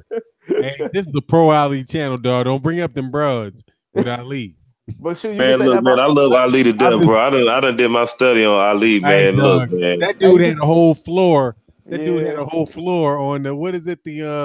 What's that hotel in New York? Damn, I can't. Uh, The the one whatever in that big Queens. expensive hotel is, man. You talking about? Damn, I know he. Damn, I I forget, think but it's he in had a whole Queens, bro. floor of prostitutes, dog. it ain't the Westin, is it? No, Not no, the Western. Oh, It was guy. I can't remember what it was, man. But he had a it's in whole Queens, floor of bro. them. It's in Huh? Queens. I can't think of the name. It's in Queens. I can't think of the I'll get name of it. it. I'll get it. Y'all keep talking. I'll get it in a yeah. second. What's so funny? I was in Queens last year this time for Jacobs and shit Golovkin. I was there for that fight. I'm going out there for Broner. I'm gonna buy my ticket sometime this week. But I had a college professor say she was an old lady. I dated Muhammad Ali before too. Hold I on. said, oh What you Lord. say? What you say, CJ? What about the college professor? No, no. You said a ticket. What you doing now? I'm going to April 21st. Well, that's why I'm trying to go because I'm moving to Atlanta, so I'm trying to save some money. But I got some money coming in. I'm gonna go to Broner and Jesse Vargas in Brooklyn.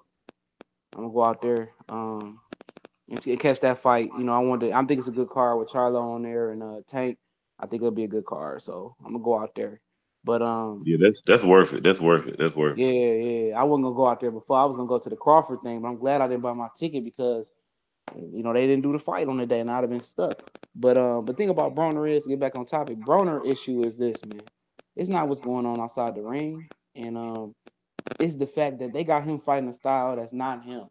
He needs to be a pressure fighter. As crazy as it sounds, with as quick hands as he got and the mind that he does have, he was an accomplished school kid.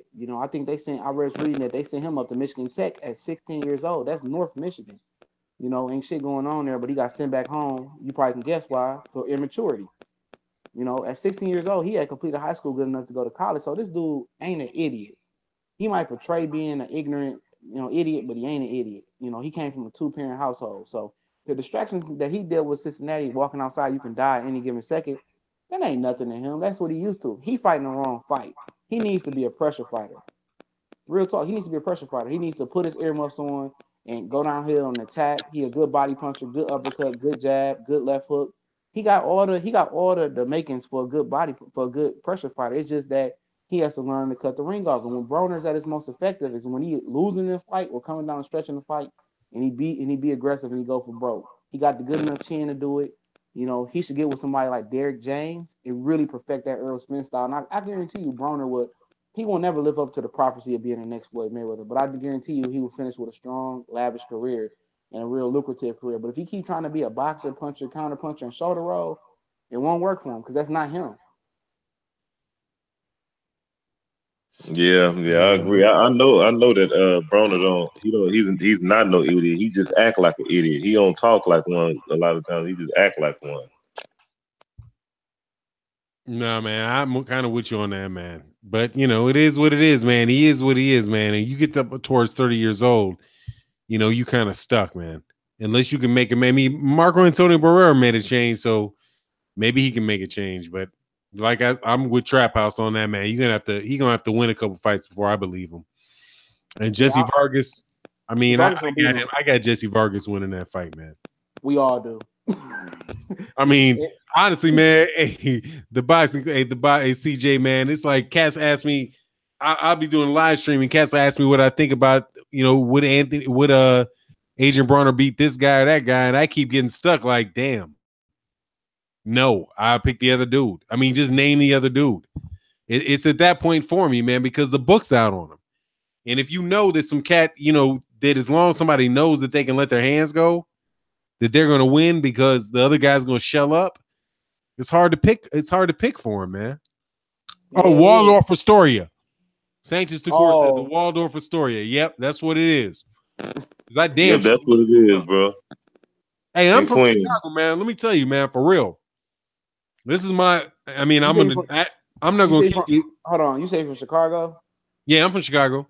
Yeah, I go down there quite often. I got a couple of boys that do their thing down there. So yeah, I'm familiar. I ain't too far from you. I'm in Detroit. Oh yeah, man. You know, y'all got the boxing haven up there, man. Between Grand Rapids and Lansing. It used to be. A lot of people, I mean, when Kronk burned down, Emmanuel was building a new Kronk out in the suburbs, but you know, obviously he passed away. So yeah, they still try. We got a lot of good local shows that go on. Obviously, Clarissa Shields been fought down here, and you know, a lot of different fighters that got some big upsets. It just, you know, the streets, the struggle, and took a lot of people out of, you know, a lot of kids out of boxing, football, basketball. So you know what it is. Yeah, absolutely, man. But let me share with my Ali deal, man. When you talking about, I mean, I'm a biggest Ali fan in the world, man. But it is what it is, and man, I be hanging out with Chicago. I used to work with his daughter, and none of y'all would know this is his daughter because she don't carry his name. I mean, that dude got kids, like kids and kids and kids and kids. And I was like, she was like, yeah, he used to be my dad. I mean, I saw a picture. Ali, her mama, and him standing out the door with him holding her like, you know, just like a daddy holds a daughter. And you look at her, man, her hands are the size of dinner plates. She looked just like him. And she was like, that's not my dad because my mother married this man who loves me very much. And, you know, he's my dad.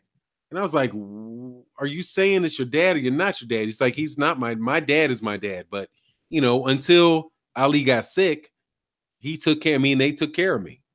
So there's a whole bunch. I won't say a whole bunch, but there's a significant amount of people who are family to him that never mentioned, kind of like that Joe Jackson thing. I don't know if you looked on YouTube. You can look it up. You can find a daughter who like lived across town. Ali got a whole bunch of them, man. I mean, not a whole bunch, like maybe 5 or 6 of them, but it's clear they're her kids because I'm like, the girl is like 5'11". I mean, she like 5'11", hands like dinner plates, and was like, yeah, he took care of us until he got sick. You know? I mean, it is what it is. There's a whole lot of people that got issues. A whole lot of boxers got issues outside the ring, man. But, you know, hey, man, dude never let it affect himself in the ring. In fact, the fact that you might have them problems outside the ring might get you more focused in the ring to make sure you pull that shit off and get that paycheck. Adrien Broner to me, man, just seems like somebody that thought he made it before he actually made it and stopped trying to get better. You know, that's my take on it. I definitely agree. You got to hear Peter Quillen talk about the sparring experience he had with Jorge Linares. He was like, at the time when they was gonna fight, but DeMarco stopped Linares. You know, and he said before that time, he said him and Broner were sparring, Linares and Broner, and he said Broner just tore him up. He said Broner was just on a different level at that time. And for me, going into the Linares Lomachenko fight, people overrate Linares. I got a lot of backlash on Facebook and social media for my Linares' videos because I say, I mean, who did he beat? What's his best win? And when you stump most boxing fans, casual, purists, hardcore, then they want to get the name drop and the name call. And I'm like, you know what? I got you. You can't tell me what's his best victory. How you gonna put somebody in the top 10 of pound for pound when he never beat nobody? He's been stopped 3 or 4 times his career. So, like I said, yeah. Yeah, I mean, I see that, man. I mean, all you got to do is go to BoxRec to see that. Dude got knocked out 3 times. He got 3 TKOs. I mean, it is what it is, man. It is what it is. Let me try to go back to this comment section real quick, man. How long we been on, man? On this. I don't know. But I'm gonna say this though, man. I ain't never believe in Linares though, man. I'm gonna be honest with you, man. I think Lomachenko might can make him quit too. To be honest with you. No, I don't. And Mikey want to get him so bad, like you were saying for now, like last week, that he know he can knock him out, man. But Linares is, to me, he is overrated. I don't even get why he's rated so high, man. I don't get it. I mean, dude, he doesn't have tremendous punching power. He had a hard time. What's that dude? What's the gay dude's name, man? The Luke Campbell. Yeah, Luke Campbell. Yeah. I thought Luke Campbell had a chance to get him. I thought he did because Luke Campbell a good fighter, but he's more of an amateur fighter than a professional fighter. He was a gold medalist, but he one of them Verdejo type of dudes that was rated high in the amateurs and getting in pros. You like, I don't see it. Yeah, that's kind of where I am with him, man. I mean, ever since I saw him with I don't know if y'all remember, man, but Luke Campbell came out after he won the gold medal, he came out in like this magazine. I was like, what the fuck is this dude on? But, motherfucker swept that under the rug. I was like, all right. But when I saw him fight Linares and he gave Linares, some heat, I was like, I'm not that convinced, man. And 3 knockouts are 3 knockouts, man. I don't think you can find too many cats that got 3 that been knocked out. TKOs, I know there's a difference between TKOs and knockouts, but it's hard for me to find a cat that's been knocked out 3 times where I'm like, I'm just gonna get this dude a full pass. Even Vladimir Klitschko.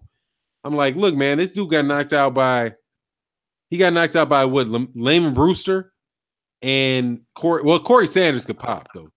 Sanders could pop, but still, that's 2 knocked out cold fights, dog. The dude ain't got a chin. With the heavyweight division that you got them big hitters and he can't take it. I mean, it's just a matter of time. To me, it's just a matter of time, man. But Adrien Broner is what he is, man. I think he's tremendously talented, and I'm hoping that Kevin Cunningham can do something with him. But I think that Adrien Broner will get more out of training with Gervonta Davis, and Gervonta Davis gets out of training with him. We just spoke on that and how they got a reality show coming out on Adrien Broner YouTube channel. See, to me, I think with AB, I think it's somebody that has to really, really tap into his psyche, man. That's his issue. If you can get into Adrien Broner's head and let him understand that he needs to listen to you. You understand? Because Adrien Broner, he done been with his trainer so long, but he don't even respect, the trainer. He need to be with somebody that he can that he gonna respect and he gonna listen to, and they can get his mind right. Because Adrien Broner is easily distracted guy. He easily to get all over the place. I don't think it's a distraction with him. I told you I don't buy that head case. That's a facade for what's really going on. What's going on with Broner is he got an identity crisis, and that's what it is. He fighting the wrong type of style. And if he has pressure fighter traits. And if he's able, when you watch him fight, you like, oh, he behind, but he finished so strong because he put him earmuffs on and started walking people down. That's him. There's nothing mentally wrong with that guy. That's just something for him. No, I'm talking about mentally as far as in the ring. I ain't talking about the shit he doing outside of the ring. I'm talking about from that Maidana fight. To me, I think psychologically he don't want to go through those wars again. And I knew when he fought Mikey in the first round, I knew he was gonna lose. I knew he was gonna lose from the first round. He was gonna lose because I could tell he got hit with a jab or something like that, and he was moving all funny, and he over there slipping and jerking and shit. And Mikey wasn't even throwing punches at him. I say this nigga here don't want to fight, man. He felt something that he don't want to go through again. Yeah, that's what I mean.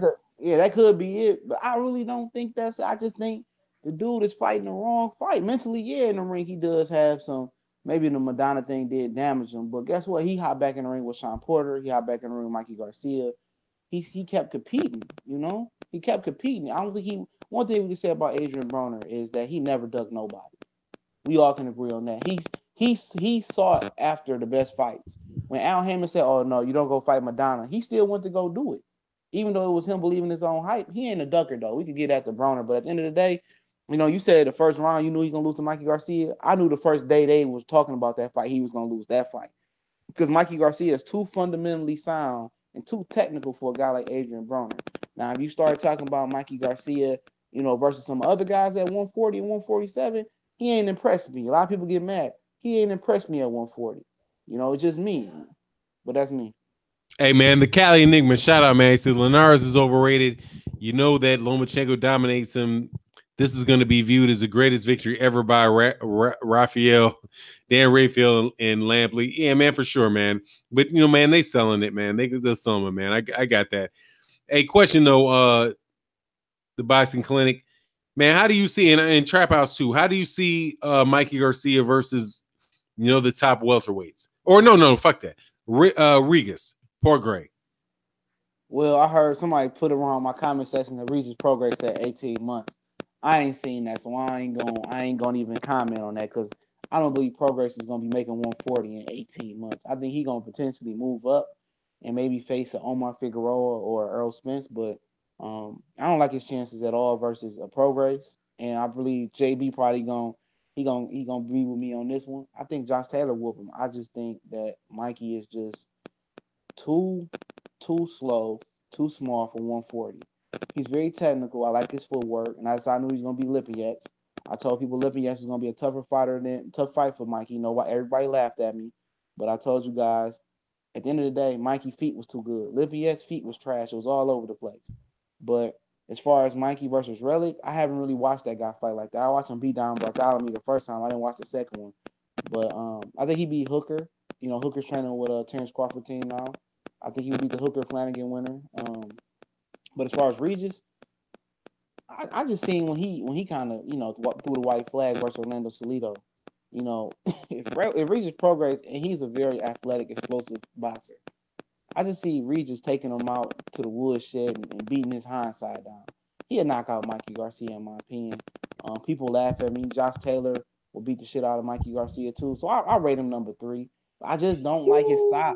I don't like his size. I don't like what I'm seeing at 140. He look big. He looks chunky at 140, man. Yeah, and then not only the physique. I know physique doesn't win fights, but he's slow. I mean, he's a little bit faster versus Lipinets, maybe because Broner is way more faster than Mikey. But he don't hit hard enough. And he get hit a lot, though. He got hit a lot versus Lipinets. He got hit a lot. Imagine if that's Regis Progress putting that jab on that nose. You know, that nose going to explode. Imagine if Salido broke his nose. That nose going to explode. Shit, I think Lipinets might have broke his nose, man.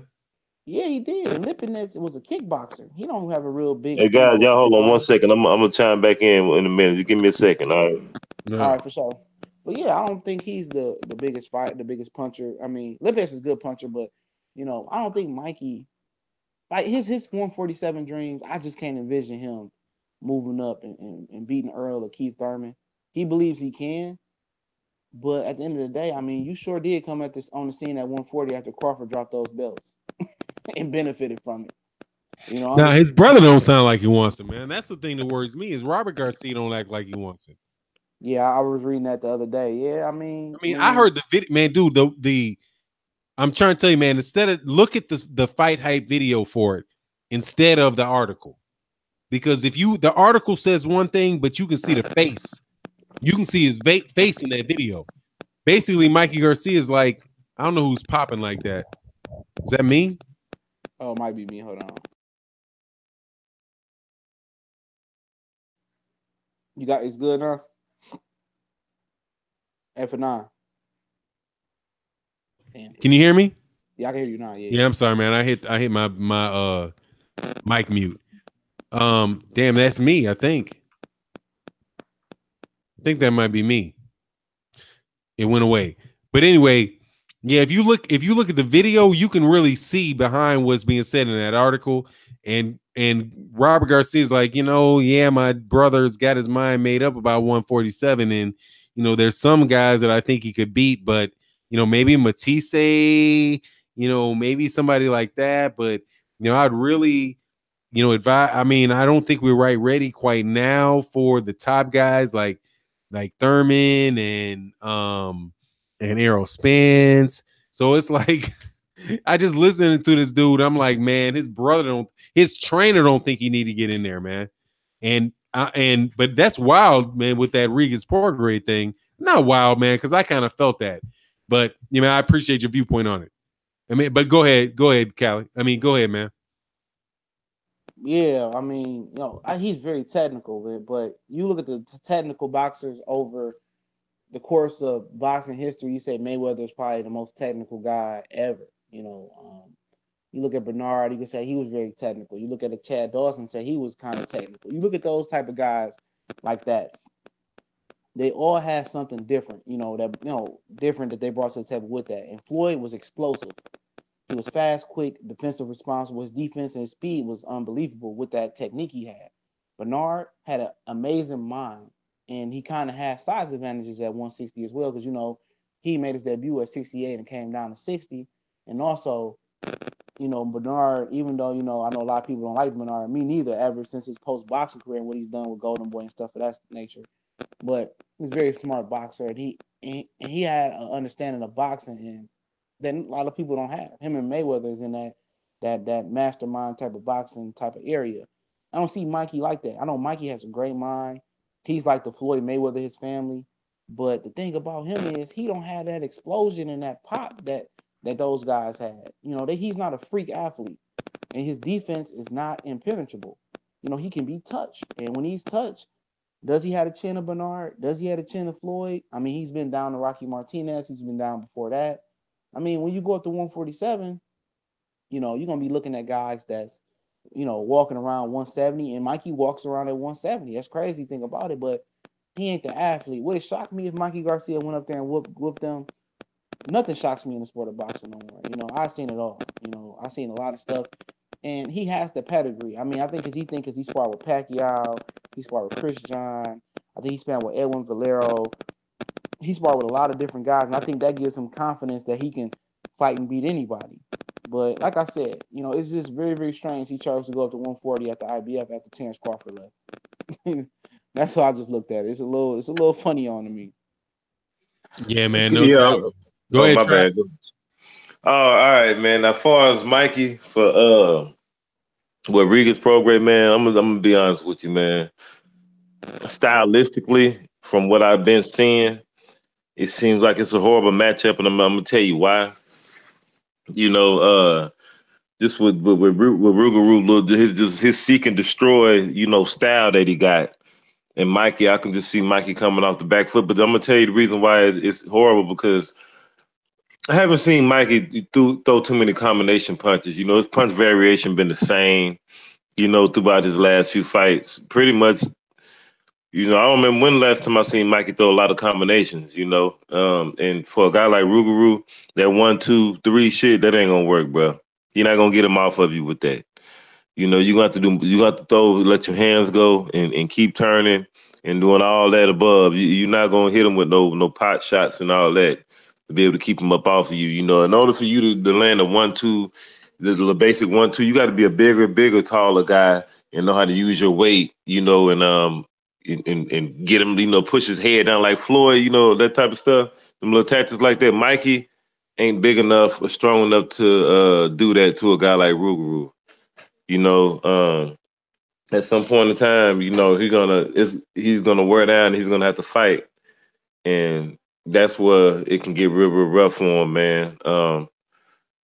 We don't really know how good Rougarou can cut the ring off, because he haven't been in there with no guys with no elite footwork and with some superior boxing skills, and we haven't seen him go to distance. So that's why it's kind of hard for me to say who will win. But stylistically, I think it's kind of a horrible matchup for Mikey. Now, as far as him going to 147, yeah, it's certain fighters that I think that he should fight that'd be a suitable opponent for him, like guys like I said, Jesse Vargas, Danny Garcia. And I'm gonna tell you the reason why. I'm gonna get to Terrence Crawford real quick before I get back to who else he should fight.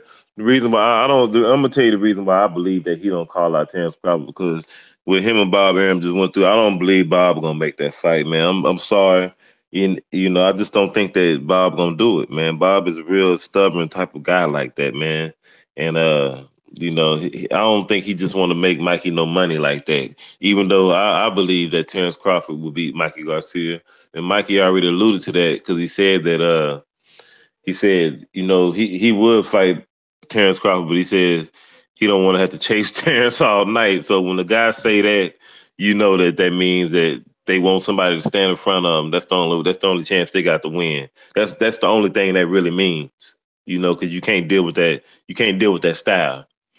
And but yeah, a guy like Sean Porter would be a little rough little style for him. I don't think Sean has the power to hurt Mikey. I just think that his rough, cagey, linebacker, cornerback, strong safety style would just, wear and fatigue Mikey, you know what I mean? And it just, that ain't a fight that I don't think that'd be good for Mikey. But not Terrence Crawford, Earl Spence, I think that would be a pretty decent fight as long as it lasts. I could just see that, Earl would probably eventually just I don't think that he could. I don't think he'll knock him out.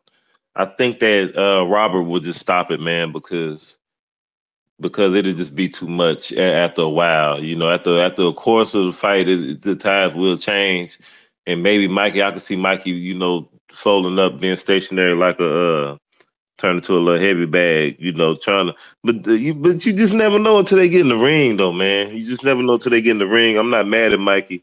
I want him to challenge himself, and I like the fact that he want to fight Earl Spence. A lot of people don't want him to do it. I want him to do it. I don't care if he want to fight him. Fight him. Shit, I'm cool with that. And but that's pretty much it. That's all I got, man. Oh, real quick, you say, hold on, sorry, you said, think about him talking about Earl Spence. I'm just tired of him talking about it. Just go ahead and do it, dog. And if you ain't gonna do it no time soon, I don't want to hear about it, because I look at that as a wolf ticket. That's all I had to say. Got you. Hey, man, yeah, you snatched the words right out of my mouth, man. Yeah, it's like, if you're gonna make it happen, make it happen. I don't like the fact that Mikey Garcia moved up out of 135 pounds. Though he might not have been able to make 135 pounds, man, he only fought at 135 twice, and he hasn't fought there in a year. So, maybe he wasn't really ever going to go back down there. But once Lomachenko made that fight with Linares, and now that he's talking about trying to stay at 140, like, man, I just don't like it. I just don't like these cats holding these belts, man. And not defending them, man, because since Mikey Garcia won that lightweight belt, he never defended it. We just kind of held it in limbo for a year, and now he's off and running, man. But as far as Mikey Garcia and Errol Spence Jr., if he wants to do it, cool. But I mean, that's just not going to end well, man. Not with if that was, and I know that they're different styles of fighters, but if that is Errol Spence Jr. in there fought last week against Mikey Garcia, that dude gonna get knocked out, man. Because I know that a lot of people acted as if that fight was really easy money for Mikey Garcia. Man, dude was hitting him with them check left hooks like on a regular basis. So, I just don't know, man. And it's I just wish Mike just make up your fucking mind, man. If you're gonna stay at 140, stay at 140. If you're gonna move down to 135, move down to 135. If you're gonna move up to 147, fight Lucas Matisse, but damn sure stay away from Terrence Crawford and Errol Spence, man. But it is what it is, man. It's America. You can do what you want. I'm just getting kind of tired of all that. I have the right. I have the ability to fight in 3 different weight classes. I mean, whatever, man. Just pick one, man, and unify. Yeah, yeah. I don't like the double dutch and the hopscotch either. Fanon, I think that if you're gonna bounce around, That's cool, but vacate the belts. If you want the belt, vacate it, man. You know, we don't got time to be sitting up here trying to play low jack on you and get you to unify, and then you trying to focus on big fights and future fights and fantasy fights and all this. Then now we got boxing all over the place. You know, we just make up your mind. Either you're gonna unify or you just gonna just bounce around. No, but everybody's cool with that. Yeah. Exactly with him. Exactly. It's like, remember he was like Cotto 54, Thurman 47. I'm like, dude, just sit down and just, you know, I understand that he had a 2-year period where he was out. And Al Heyman saved his life from Bob Arum because everybody knows the story about, you know, with guys that get trapped with Top Rank. Maybe Chavez Jr. that was about to get shelved, maybe Mikey, maybe Floyd. I mean, you can go on and on with guys that just mysteriously get away from Bob Arum and they get with Al Heyman. But we understand you missed 2 years and some change. But you ain't gonna what they say in like basketball. You're not gonna make up a 20 point deficit on 2 possessions. You know what I'm saying? Just do what you gotta do and you'll get your respect. That's why I just believe in Mikey Garcia. Just take it fight by fight. And a lot of people gonna think he dug Lomachenko because he didn't fight him at 35, you know, and that's unfortunate. You know, even if he moves up and faces Jesus himself at 147, people still not gonna let that ride. No, People not gonna let that ride. And see another man. That's the fight I want to see for him. I want to see that fight. And it don't hurt. It don't hurt him. It don't help him that he pulled up on him on ESPN and put his hand on his shoulder and say, "Oh, I heard you was talking junk about me." And all of a sudden, I mean, we know Bob Arum ain't gonna let that happen. I mean, we know how Bob is. You know, I mean, if you haven't heard what he said today, I don't know if I dropped the video. I probably got it in my archives. This dude, I mean, go follow Michael Benson on Twitter. He got some good. I don't talk sports. He write for football and boxing. He got some good material, but he said that Bob Arum said he would like to see Regis Prograis fight on Jose Ramirez undercard, and then later this year they'll clash. But per WBC rules say they should fight each other next because it's like an unofficial tournament. And he's trying to make Ramirez versus Pacquiao before he make Ramirez versus Prograis. Oh, dog, you know that. You know that. You know that. I was waiting. Dude, seriously, man, you took the words out of my mouth, dog, because I was like, I know I read earlier, maybe 3 months ago, where the winner of Regis Prograis versus Postal, but it will wind up being Ndungo, was supposed to fight the winner of Emir Imam versus Jose Ramirez for the WBC title. But now you got hold on, let me just cut in real quick. What's so funny about that is all of a sudden it turned into a title fight last night. It was only supposed to be an interim title fight. Pretty much. I think it still is though. But they sold it as a title. He got 2 belts last night. He got the gold 2000 That's belt, a title fight, man. They turned that into a title fight. They changed the rules just like that. They turned that into a vacant. And Regis fight was an interim belt when they both originally were supposed to be interim title belts. And in reality, that's supposed to be Adrien Broner's belt last night. Oh my God! Let's not talk about the corruption between Don King and WBC. Let's not go there because I mean Charles Hadley. How did he get a #1 title shot versus Charlo? How did Bermain Stavron only fight once since the Deontay Wilder fight and get a title shot versus Deontay Wilder? Come on, man. Don King is still in their pockets even after the daddy is done. Rooster Suleiman Sr. passed away. He's still passing it on to Junior. So that's crazy. Granado's got a raw deal for real, though. Hey, man. Hey, my man, Al Heyman is a great manager, dog. That don't mean that he plays in politics with them cats because I read the rules. I mean, I read the rules of the WBC, and pretty much there are no rules in the WBC. As long as you have what is the commission, like they have like a board of directors for the commission, and they have the president.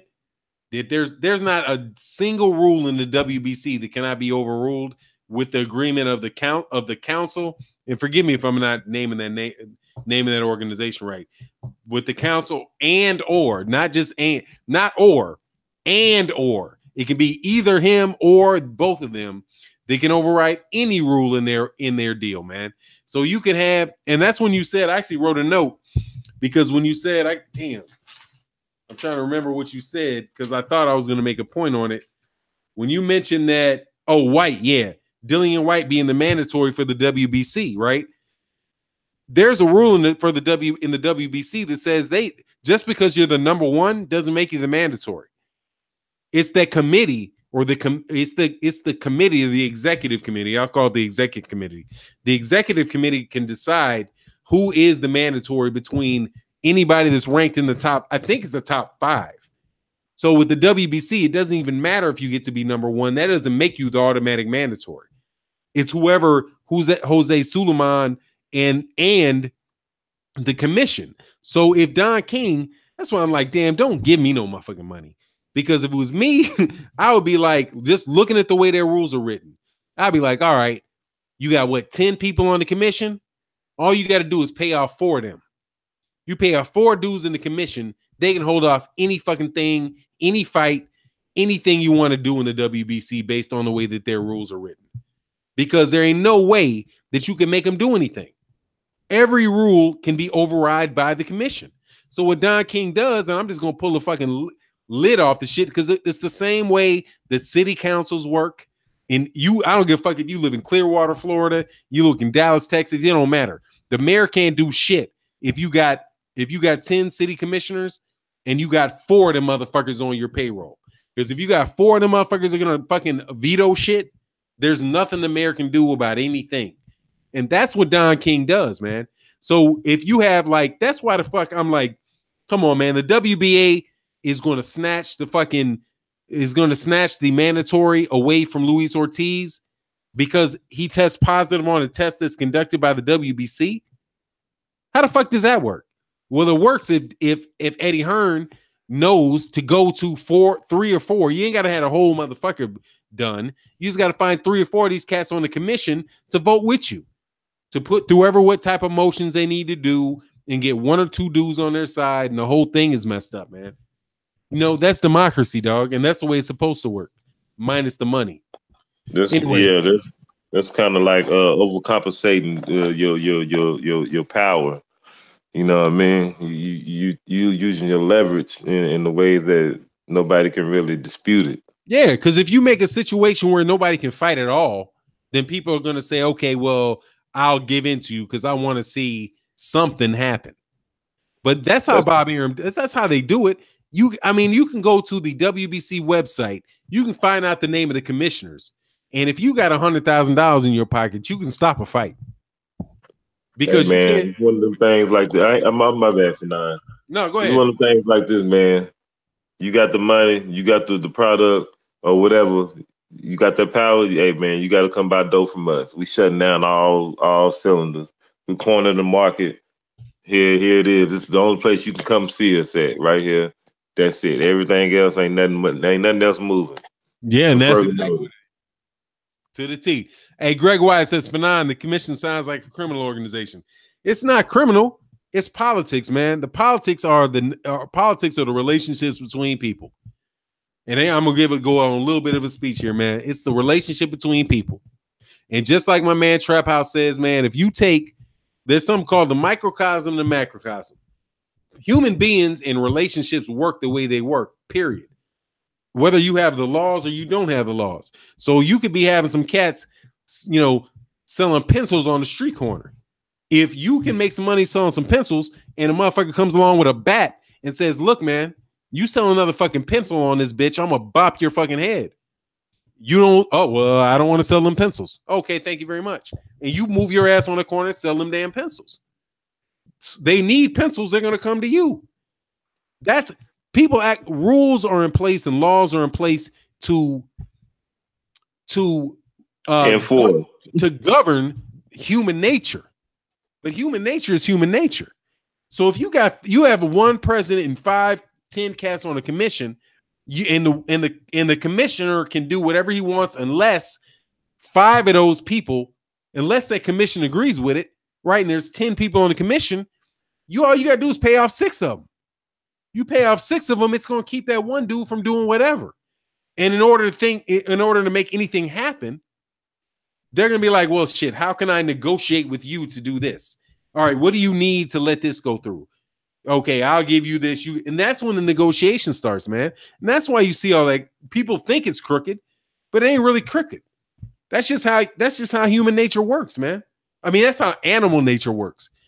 in my view. I mean, some people might say I'm wrong, but I mean, it is what it is, man. That's why you see cats like Don King being able to get cats fucking titles, because he might be like, look, man, I'm 89 years old and I paid your daddy $100,000 back in 1980, and I still got the records.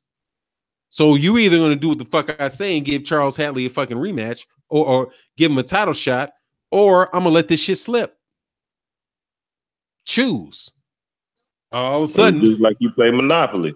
Yeah, it is. It's exactly. It's Monopoly is final. When a motherfucker buy up all that property and you land on it, what you gonna do is you pay it and you sit there temporarily. You guess what? You know where it go back to jail because you ain't got the fun.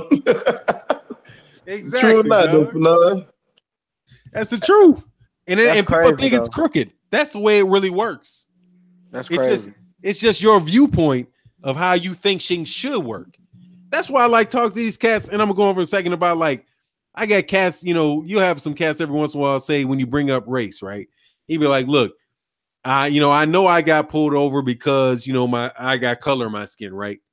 Or I believe, or better yet, directly related to boxing. Like, if Canelo Alvarez didn't have a red beard and looked like, a 22-year-old Santa Claus, he wouldn't have got away with Combuterol. And then somebody wants to tell, and if that was Errol Spence, they'd be all over the internet on it, right? Or if that was Floyd Mayweather, damn, ain't no way in the world. Ain't no way in the world. What about Wilder, man? Oh, no, let's go. But that's even more so. Floyd Mayweather got popped for Combuterol? Are you kidding me? That shit would have been on that should have been on the fucking front page of the New York Times.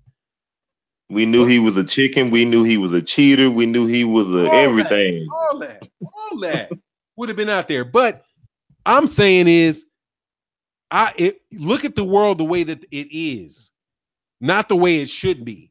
So if you're going to tell me if I point that out, shit, I'm race bait and I'm doing this or that or the other thing. No, I'm just telling you the way the world is. That's the way the world is. And I'm interested in seeing how the world is, and not, trying to fucking put on rose-colored lenses and look at the world the way that it should be.